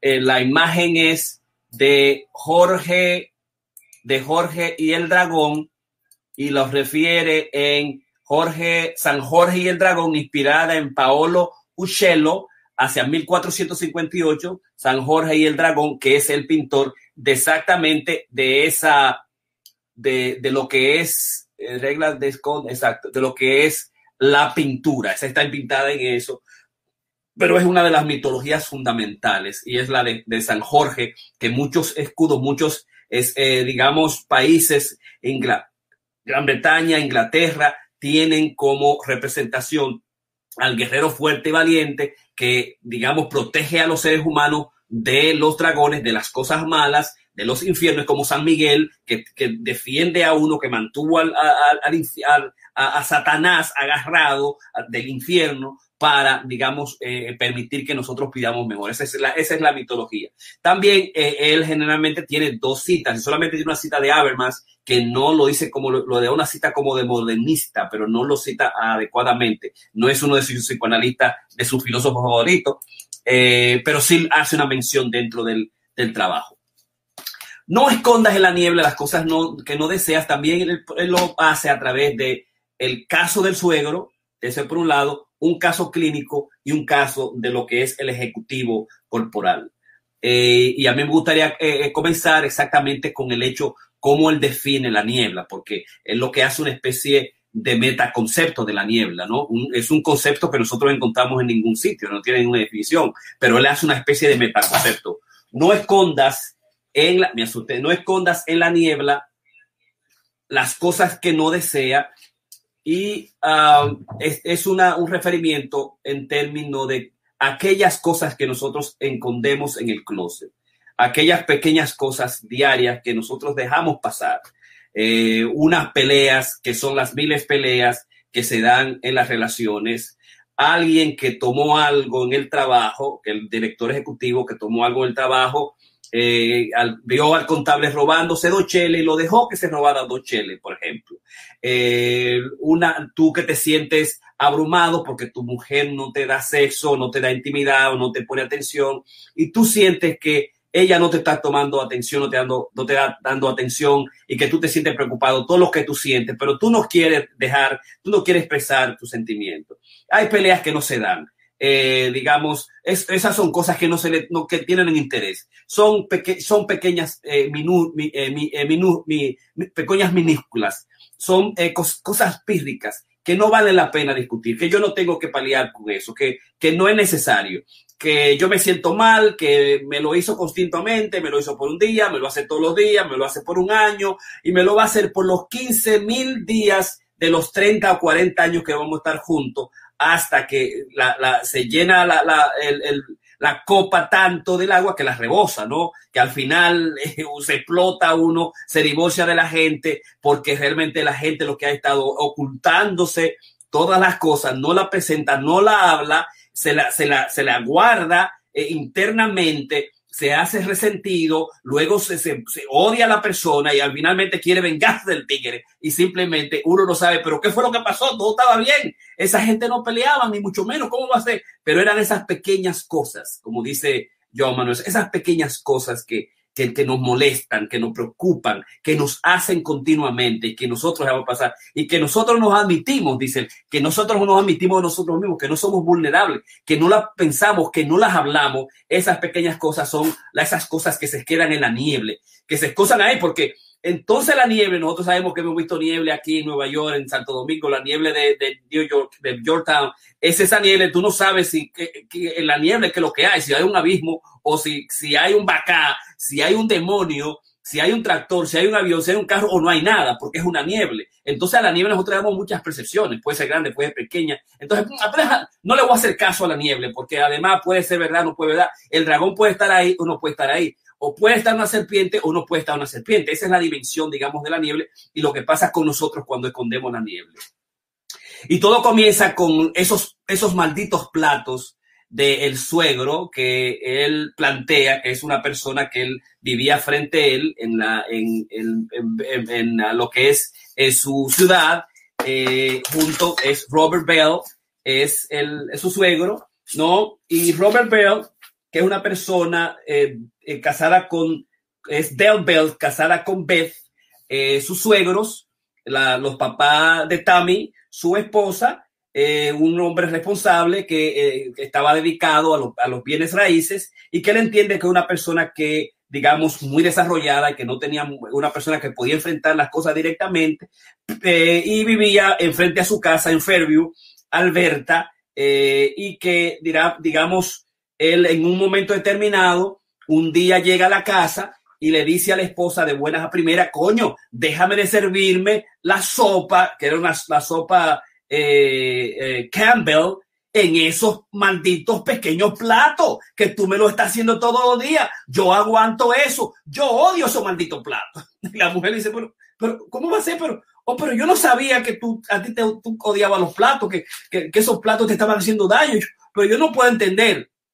Pero era que Dale se le había dicho a Beth, su esposa, que esos malditos platos, que eran estos platos que en vez de ser 16 eran plaquitos 6, en una sopita pequeña, esos malditos platos ella se lo estaba dando todos los días, desde que el lunes a viernes, desde que él venía del trabajo a hacer su lunch, tomaba su sopa Bell y ella se lo ponía. Y entonces eso comenzó a hacer el hazme reír de la familia completa. ¿Cómo el tipo explotó 20 años después? O sea, 20 años después, el tipo se estuvo comiendo su plato, comiendo su sopa, en unos platos que él odiaba y que aborrecía con pasión, hasta que un día explotó. Pero yo no sabía que a ti esa vaina no te gustaba, vamos a cambiar los platos, se resolvió su asunto, ese problema, y no había que pasar más.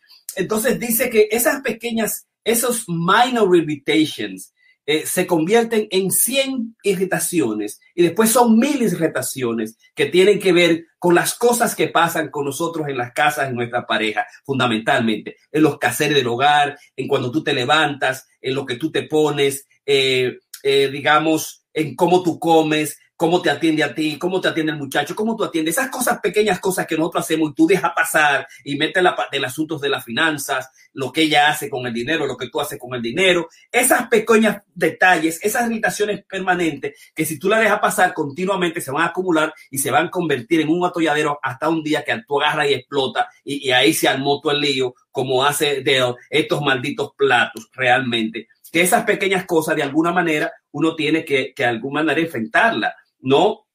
Que hacen de alguna manera también, hace la vida miserable y llevan al matrimonio que se convierta en un matrimonio destruido. No pretendas que estás fácilmente, que tú eres feliz, mirar las cosas de una manera razonable y no negociar los principios fundamentales de tu vida, si no vas a tener una vida vacía, terrible, si no te estás permitido hacer la pelea que tú tienes que hacer, por más difícil que sea, por más aunque sea lo más placentera, tú tienes que tomar la decisión y enfrentar esas cosas que en la relación te están haciendo daño absolutamente. Y particularmente tú tienes que buscar hacer esos eventos de cada día verdaderos, aunque se suenen triviales, pero a ti te hacen daños, aunque sean esos pequeños platos que tú dices para lonchar, para comer, digamos, tú tienes que decir, yo no quiero esos platos, yo quiero unos platos más grandes, yo quiero estar así, yo quiero tener estas cosas, digamos que tú tienes que enfrentar las cosas.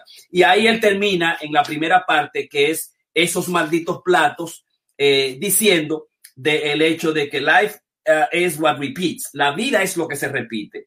Y it is worth getting what repeats. Y es saludable y vale la pena que lo que se repite se haga correcto, se haga bien. La vida es repetición. Life is what repeats. La vida es lo que se repite. Nos levantamos en la mañana, lo que comemos, como yo te veo, lo que tú me dices, lo que pasa. En la tarde vemos los pacientes, hacemos juntos, vamos a ejercicio, hacemos cosas juntas, salimos cosas juntas, las cosas que tú haces, lo que se repite a diario de lunes a domingo, esa es la vida y es mejor que tú lo confrontes y que las cosas que se repiten se hagan bien, porque si no vas a tener un matrimonio perdido, una relación perdida. Ese es el primer elemento de la presentación y te lo presenta desde el suegro, ¿no? 20 años después, el tigre explota. La segunda parte es, digamos, no vale la pena pelearse y él expone una paciente de él que él vio en su práctica privada, era una contable y esta contable estaba casada y aparecía no tener ningún tipo de dificultades en el trabajo, era absolutamente decente, pero sí se había casado con un marido narcisista y que al mismo tiempo tenía preocupación cómo le veían a él mismo y cómo veían la casa. Lo dice, lo cual, digamos, es contradictorio, porque los narcisistas generalmente les gusta todo, su casa, lo que tienen. No. De alguna manera el esposo de esta contable le gustaba coleccionar cosas y comenzó a coleccionar, digamos, todo tipo de artefactos de los 60 y de los 70, de arte pop, de arte popular, a meterlo en la casa, llenar la casa, y la casa de alguna manera se convirtió en una casa de decoración en completa totalmente, que representaba al marido por el tiempo que estuvieron juntos. Incluso ella iba a las galerías, a los mercados de purgas a comprar las cosas con él, una especie de orden, de tenedor de cosas, iban y lo ponían en la sala, en todos los lugares de la sala. Tenían estos digamos, arte, estas decoraciones de arte popular en todos los salones, en todos los pasillos, y es una cosa absolutamente monstruosa. Ella no decía nada porque le parecía adecuado, y atendía una estética minimalista, no sabía tampoco qué decir, qué querer, qué tipo de, digamos, no tenía ningún argumento porque le daba lo mismo, y definitivamente al final, digamos, de unos 30 años, 20 años, 30 años con el hombre, por estas dificultades pírricas, ella simplemente se divorció y se separó de la relación, y obviamente dice Peterson, y él terminó quedándose con la obra de arte, definitivamente, ¿no? Pero lo que plantea es que ella no sabía qué quería, que en la relación tú tienes exactamente que saber qué tú vas a querer para tú hacer las negociaciones y enfrentarla, que no deja pasar. Si tú permites que el tigre utilice todo el cuarto, te lo llene de basura, te lo llene de equipo de libros, te lo llene de estatua, te llene el cuarto tuyo, el cuarto de la sala completa, te lo lleve de todo tipo de instrumentos, tú no vas a tener lugar para vivir, para hacer, para tú tener visitas, para tú te sientes bien. O sea, tú tienes que tener una concepción del arte, una concepción exactamente de lo que tú quieres, de lo que es la vida. Entonces, él plantea que hay que hacer, digamos, lo que es hacer los aspectos importantes, porque a medida que nosotros crecemos, la vejez nos lleva y podemos nosotros, digamos, crecer con triunfo, crecer con éxito o ir a la deriva, precisamente porque nosotros nos enfrentamos esas cosas que están en la vida y que nosotros no, de ninguna manera no admitimos. Él plantea que ese es el primer elemento. Tú tienes que saber qué tú quieres para tú confrontar al otro, y tú tienes que admitir cuáles son las cosas que te hacen infeliz dentro de las relaciones. Y eso lo plantea en No vale la pena pelearse. Y el tercer capítulo es el capítulo sobre lo que es la corrupción, la comisión y la omisión. Y ahí lo que va a ser toda una disertación clínica analítica que está contradiciendo lo que son el concepto de represión freudiano y los mecanismos de defensa de Freud, en términos que lo que son, digamos, los hechos personales, lo que son los actos, digamos, de comisión, ¿no?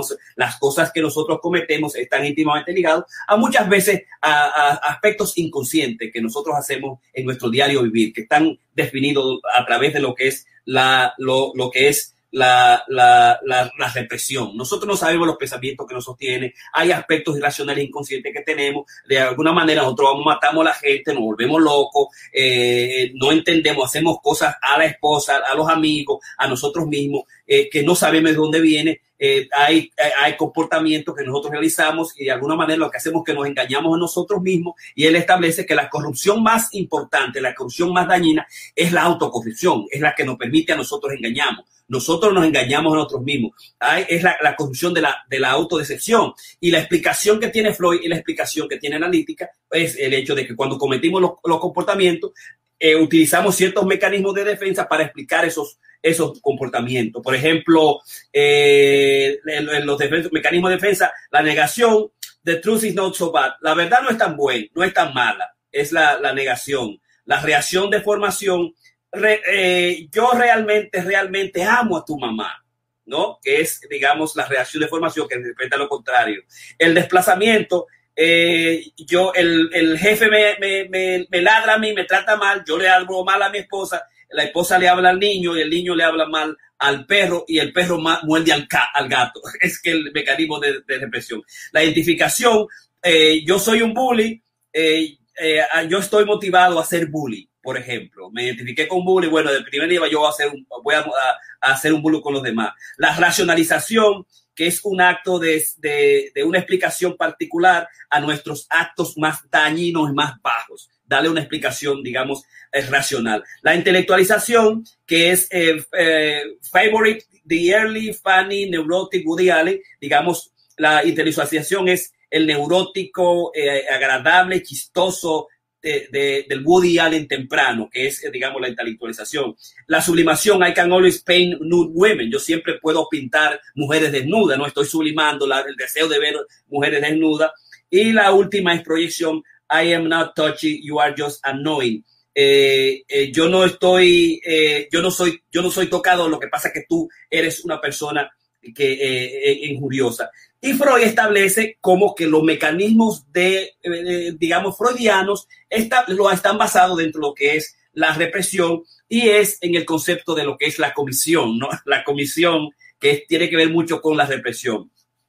Entonces dice Peterson que el primer error es el hecho que también hay pecados de omisión, hay pecados que son por aquellas cosas que nos automentimos nosotros, nos autoengañamos, hay una especie de decepción personal por el hecho que son las cosas que nosotros dejamos pasar, las cosas buenas de tantas cosas que hay en el mundo que al final nosotros no hacemos, que ese es, digamos, uno de los pecados más grandes, es el pecado de la por omisión y que tiene que ver mucho con lo que es, digamos, la mentira, lo que es el willful blindness, la ceguera voluntaria. Hay cosas que nosotros sabemos que debimos hacer, que debimos ponerle atención, pero que no le pusimos atención y que esas cosas se corroyeron. Que nosotros nos hicimos como nosotros decimos en buen español, nos hicimos la vista gorda a esas cosas, que es, digamos, la omisión. Y ese es un concepto que no necesariamente tiene que ver con asuntos psicoanalíticos, no tiene que ver represión, sí tiene que ver con el hecho de que nosotros voluntariamente no abrimos la carta de los taxes, voluntariamente no escribimos, voluntariamente nosotros no fuimos a la maestría, voluntariamente nosotros no fuimos al último curso de la high school, voluntariamente nosotros hicimos una ceguera, nosotros corrompimos nuestra manera de ser, nuestra forma de ser y de alguna manera el futuro viene, como dicen en otra de sus reglas, y nos va a encontrar nosotros en el error. Nos vamos a encontrar que muchas de esas cosas nosotros las metimos en la niebla, como si metimos la basura dentro debajo de la cama, ¿no? Que no vimos exactamente y lo que estamos haciendo nosotros, lo que él llama una especie de antepuesta ignorancia, que es lo que él llama la negatividad de lo posible, como por ejemplo el CEO, el director ejecutivo de una compañía que encuentra que se le está robando, pero sin embargo al contable no le pone ninguna atención y uno sabe, dice, digamos, Peterson, lo que va a suceder si tú dejas las cosas pasar y no le pones atención y no le enfrentas definitivamente. El otro aspecto, el segundo error de Freud, es el hecho que muchas de las cosas que nos suceden así a nosotros son los eventos y los hechos están íntimamente relacionados con las memorias. O sea que hay muchas cosas que nos suceden y no son exactamente así, no vienen con todos los detalles de cómo sucedieron en el pasado. Hay una especie de percepción que nosotros tenemos, lo que está en la niebla no es exactamente lo que está en la niebla. Y él pone un ejemplo extraordinario y es el hecho del esposo que está siendo ignorado, que se imagina él que está siendo ignorado románticamente por la esposa por hace varios meses. Ese es el elemento. Él se imagina que está siendo ignorado románticamente, no se lo están dando y de repente él ve a la esposa que está hablando con un vecino atractivo y él de repente inmediatamente dice, coño, yo estaba tan deprimido aquí tan solo físicamente y mira cómo está pues a mí, jodiéndome a mí y hablando con este tigre y yo frustrado, mira lo que está pasando ahí y entonces lo que voy a hacer es estar con un extraño. ¿Qué puede suceder de ese acto, de esa imaginación que él tiene, de esos meses que él dice que no está teniendo relaciones sexuales, que no está siendo romántico sexual, que hay muchas cosas que tienen que ver con eso, que no es un acto tan sencillo como se presenta, que no es un acto que está transmitido directamente con todos los colores y la verdad cuando nosotros nos imaginamos las cosas, esas cosas que nosotros imaginamos que están realmente en la niebla y hay que tener mucho cuidado porque ¿cuál es la causa real? ¿Cuáles son las posibilidades de estar incomodado él? Es, por ejemplo, que tuvo problemas en el trabajo. Es posiblemente digamos que está incómodo con él mismo por algo que la esposa le hizo, pero que no necesariamente tiene que ser porque ella le haya rechazado románticamente. Que es posible que esa digamos, percepción que él tiene no se debe ni al vecino, y no es verdad que ella esté hablando con el vecino, ni que se esté enamorando del vecino, y es verdad tampoco que ella no tenga ningún tipo de atracción con el vecino, que son cosas fundamentalmente que él se está imaginando, y hay que tener mucho cuidado cómo no lo va a realizar, que la realidad no es tan realidad como que se presenta, y por eso dice las batallas campales que se dan en los que son las custodias y los divorcios, en los matrimonios, en las cortes de familia. Hay que hacer una evaluación fundamental de la esposa, del niño, de la niña, de la parte de la economía, hacer evaluaciones para ver qué va a pasar con eso. Y aún al final, no todo el mundo no está de acuerdo. Que uno tiene que absolutamente saber qué va a pasar continuamente en cuanto a lo que es la realidad. Y en ese sentido, él dice, pueden haber varias lecturas que este hombre puede dar de lo que puede estar sucediendo con su esposa. Una primera lectura es que, mira, tú me has estado a mí, digamos, rechazando íntimamente, a mí no me gusta eso, esto se va a terminar o tú y yo nos vamos a divorciar. Esa es la primera lectura, la primera dimensión. Eso ya realmente es lo que pasa. La gente siente toda la vaina, o si no, yo te he estado mirando a ti con el vecino, que tú me estás pegando con el vecino, y esta vaina se va a acabar. Dice el doctor Peterson que también la gente reacciona así. Y él dice, no, que la manera más adecuada para el hombre reaccionar es simplemente decirle a la esposa, mira mi amor, yo quiero decirte que en los últimos meses yo me he encontrado que tú no has estado poniendo atención a mí mismo. Yo no sé si son cosas que yo me estoy inventando, me estoy creyendo, pero yo me siento absolutamente solo y me gustaría mucho, digamos, que de alguna manera podamos hablar más, que como nosotros veamos películas juntos, podamos ver películas juntos y además que podamos conversar de cómo yo me estoy sintiendo últimamente. Además, tú sabes que yo he estado metido en un trabajo, un proyecto y me gustaría que tú me escuches de mí. Entonces dice Peterson, presentar tu sentimiento y atraerlo exactamente y no comenzarte a imaginar todas las posibles cosas que existen en la niebla, lleva al sujeto a tener grandes problemas en términos de lo que es realmente las cosas, de lo que es el why, de lo que es el por qué. Y es que no necesariamente las cosas tienen que ser, como Freud planteó, de la autodecepción, tiene que ver de los objetos como son reales y que los eventos reales no vienen tan reales, tan directamente, y que no necesariamente tiene que ver con los mecanismos de represión, sino que hay algunos hechos que sí nosotros nos vemos y que sí no vemos y que lo que tenemos es que hablar. Te vi hablando con el vecino, que es lo que está pasando, me preocupó porque yo no sé qué está sucediendo entre ustedes, porque también dice Peterson, puede exactamente tú no ponerle atención a lo que está sucediendo y la mujer está hablando con el vecino, que es atractivo, y termina en un cuerno, termina en un affair, y así es que terminan las relaciones, así es que se terminan los divorcios, porque la persona comenzó a imaginarse cosas y definitivamente la dejó, no le puso atención, se quedó en su niebla y se perdió en el proceso, y en el proceso la gente simplemente, o lo que se autoengaña para no enfrentar los sentimientos, lo que está sucediendo, y lo lleva a, digamos, estar totalmente en la niebla. Entonces la niebla, dice Peterson, what is the fog? The fog, la niebla que se esconde, ese rechazo a notar, a prestar atención a las emociones y estados motivacionales a medida que aparecen, se elevan, y el rechazo a comunicarlos tanto a ti mismo como a las personas cercanas a ti. Un mal humor significa algo, un estado de ansiedad o tristeza significa algo, y probablemente algo que no te gustaría descubrir. Y ese es, digamos, esa es la niebla, ¿no? Como tú te sientes en un momento determinado, tú debiste pasar 20 años para tú decirle a la mujer que no te gustan los platos pequeños. Tú debiste pasar 30 años con el esposo para decirle que no te llene la casa de disparate. Por ejemplo, tú dejaste pasar al contable que te robara cuando tú sabías que te podías robar, o tú debiste confrontar a tu esposa de tu falta de intimidad que tú sentías y de repente el matrimonio se divorció, o tú cometiste un error, abusaste de ella porque tú te comenzaste a imaginar una cosa, o realmente tú dejaste que te quitaran la mujer personalmente porque tú no la enfrentaste. No, esas son las cosas que se están en la niebla, y esas cosas que se están en la niebla, nosotros definitivamente tenemos que enfrentarla, ¿no? Que tenemos que verla, y que son esas pequeñas cosas que nos presentan a nosotros. Dice, ¿qué tú debes hacer fundamentalmente con la niebla? La niebla lo que tiene que hacer es admite el sentimiento. Ese es el primer elemento. Admite que tú estás sintiendo lo que estás sintiendo. Confróntalo, habla.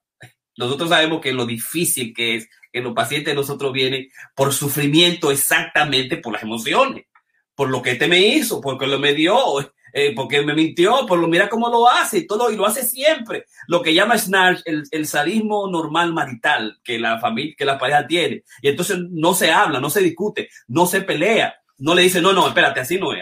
Tú no vas a ponerte trato aquí. Tú no vas a poner esta vaina aquí.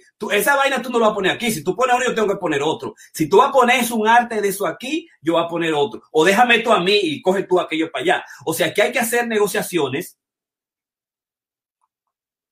que hay que enfrentar las emociones, que hay que enfrentar con toda la humildad posible, que hay también que tener conciencia, que hay que tener, digamos, fe en el otro, pero no una fe ciega, sino una fe con coraje. Yo puedo creer fe que realmente no me está con el vecino, que no me está robando el contable, digamos que él tiene buena fe en términos de decoración, pero se está pasando la mano. Vamos a enfrentar esto, vamos a hablar de esta situación, porque si nosotros tomamos las cosas con fe y no con coraje, terminando siendo un agente novato, y la gente, digamos, lo que hace es que se aprovecha absolutamente de nosotros.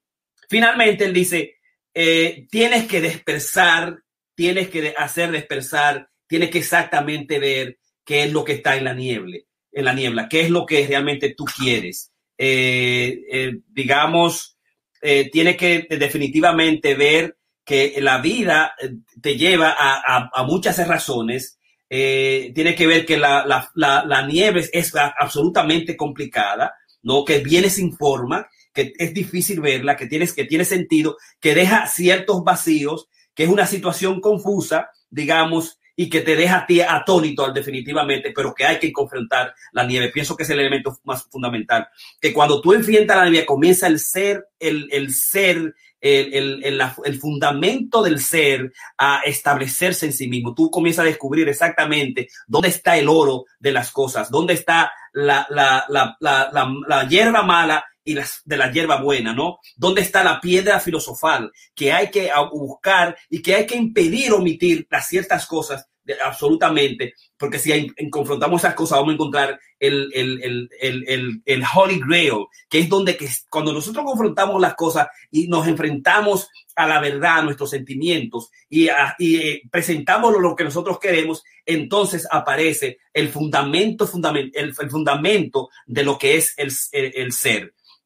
Y que cualquier oportunidad que tengamos, cualquier obstáculo va a estar, digamos, atravesado por esta niebla. Y esta niebla nosotros tenemos que retomarla, porque si no va a suceder como el retorno de Tiamat, que es el dios del caos que destruye a los seres humanos, digamos, que son irresponsables, a aquellos seres humanos que no tienen sus actos, que hacen actos impropios, que no se han organizado, que eso es lo que pasa con Tiamat, de la diosa del caos mesopotávia, que va a retener y te va a llevar completamente si tú no tienes tus cosas en orden, ¿verdad? Eso es lo que plantea Jordan Peterson. Y al final, si tú realmente quieres y pones atención, ¿verdad?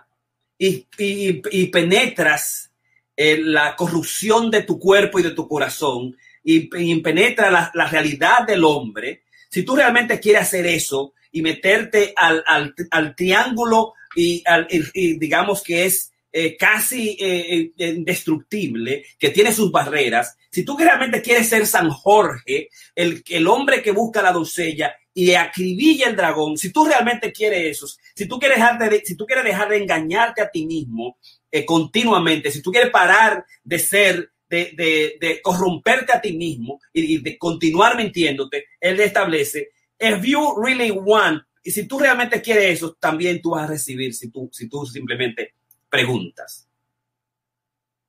Si tú realmente buscas, también tú vas a tener la oportunidad de encontrar. Y si tú tocas la puerta, si realmente tú quieres entrar, tal vez la puerta se pueda abrir. Esa es una vaina fascinante, ¿no? Y ahí yo pienso que vamos a dejar para tener la conversación de cierre en este masterclass 256, más allá del orden, 3 reglas de vida por día, dedicándose a nuestro querido y amado Rafael Mendoza continuamente, que es como teniendo una conversación con él, que si él estuviera con nosotros ahí, estuviera en primera fila escuchándonos a mí, escuchando a Karina y ahora a Ramón, hubiese estado entusiasmado, porque es lo que traía Rafael Mendoza, lo que traía era absolutamente entusiasmo, ¿no? Entonces, ¿cómo te transforma? ¿Qué parte de las reglas te transforma a ti, Ramón, que tú comenzaste, te tocó así, que tú, wow, ¿qué parte de las reglas transformó a Karina, lo tocó, la tocó? Yo voy a comenzar a decir mi parte, o mi parte la voy a dejar, como dice la presentación, de último. De esas reglas, ¿qué frase, qué regla, qué línea, qué concepción es una regla que yo voy a utilizar para mi vida? Y que la voy a utilizar para mi vida y que yo he visto y propongo que la gente alrededor mío la utilice de alguna manera, y mi paciente es mi clínica, porque esa regla me tocó en este sentido. Ramón.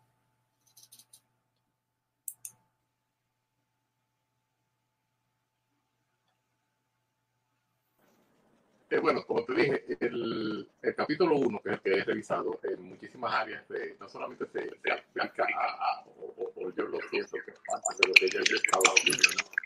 Mi manera de ser, pero también me vibra la manera en que lo hace, primero porque yo utilizo mucho ¿No se oye? ¿No se oye? No se oye bien. ¿Me oye, Karina? ¿Tú lo escuchas, Karina? No se oye. Ah, ok. Yo no te escucho, Karina, tampoco a ti. No, porque no sé, porque estoy... Karina, ¿tú me estás escuchando? No. Tú tienes uno cerrado. Tú tienes 2 cerrados. Tienes el teléfono, yo creo que tiene algo, dos cerrados. Déjame ver si yo puedo quitar de Kick from Zoom. Déjame quitar Kick. Ok. Déjame yo. Habla ahora.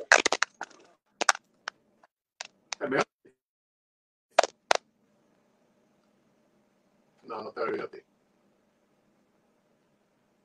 Ok, tú puedes hablar ahora. ¿Me escuchas? ¿Me oyes? ¿Me estás oyendo? Bueno, no te oigo yo a ti. Sí, yo te escucho a ti. Bueno, me dice que sí, que se está oyendo. Pues claramente pues, es algo que me gusta mucho porque es de los elementos que yo estoy manejando por muchos años. O sea, me siento ahora que estamos, digamos, en la misma línea. O sea, coincidencialmente, es cuestión del zeitgeist, del momento, lo que sea, pero la parte de la mitología, la parte de utilizar los elementos bíblicos, no desde el punto de vista religioso, sino desde el punto de vista, digamos, mitológico. Estas figuras que él usa, pues me son bastante significativas, porque ahora le encuentro más sentido aún. O sea, luego de haber revisado, haber estudiado Jung por muchos años, él lo está traduciendo de una manera que se puede entender claramente, que realmente Jung no es fácil de digerir. Perfecto. Karina.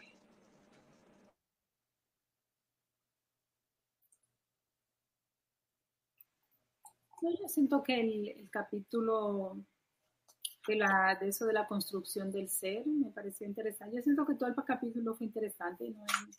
Yo fui específica en las cosas que en mi presentación que me gustaron del capítulo.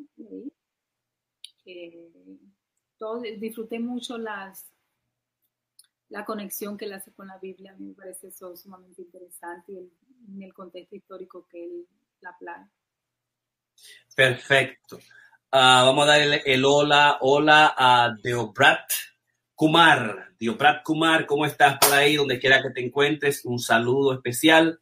Este ha sido nuestro programa de hoy, que lo estamos dedicando completamente durante toda la semana a Rafael Mendoza, este Masterclass 257, más allá de donde 3 reglas de vida, que hoy hemos comenzado, digamos, con la regla 1, Ramón Blandino, no denigres a la ligera ni las instituciones sociales ni el logro creativo. Regla 2 por Karina Rieke, imagínate quién podría ser y pon tu empeño en serlo. Y Jorge Piña, no escondas ni en la niebla las cosas no deseadas. Para el lunes 19 de abril del 21 vamos a tener el masterclass de ese día, más allá del orden, 3 reglas de vida por día. Ramón Blandino, regla número 4, piensa que la oportunidad reluce allí donde se ha renunciado a la responsabilidad. Karina Rieke, regla 5, no hagas lo que aborreces. Y el doctor Jorge Piña, regla número 6, abandona la ideología. Con esto nosotros terminamos. Buenas noches a todos. Bye bye.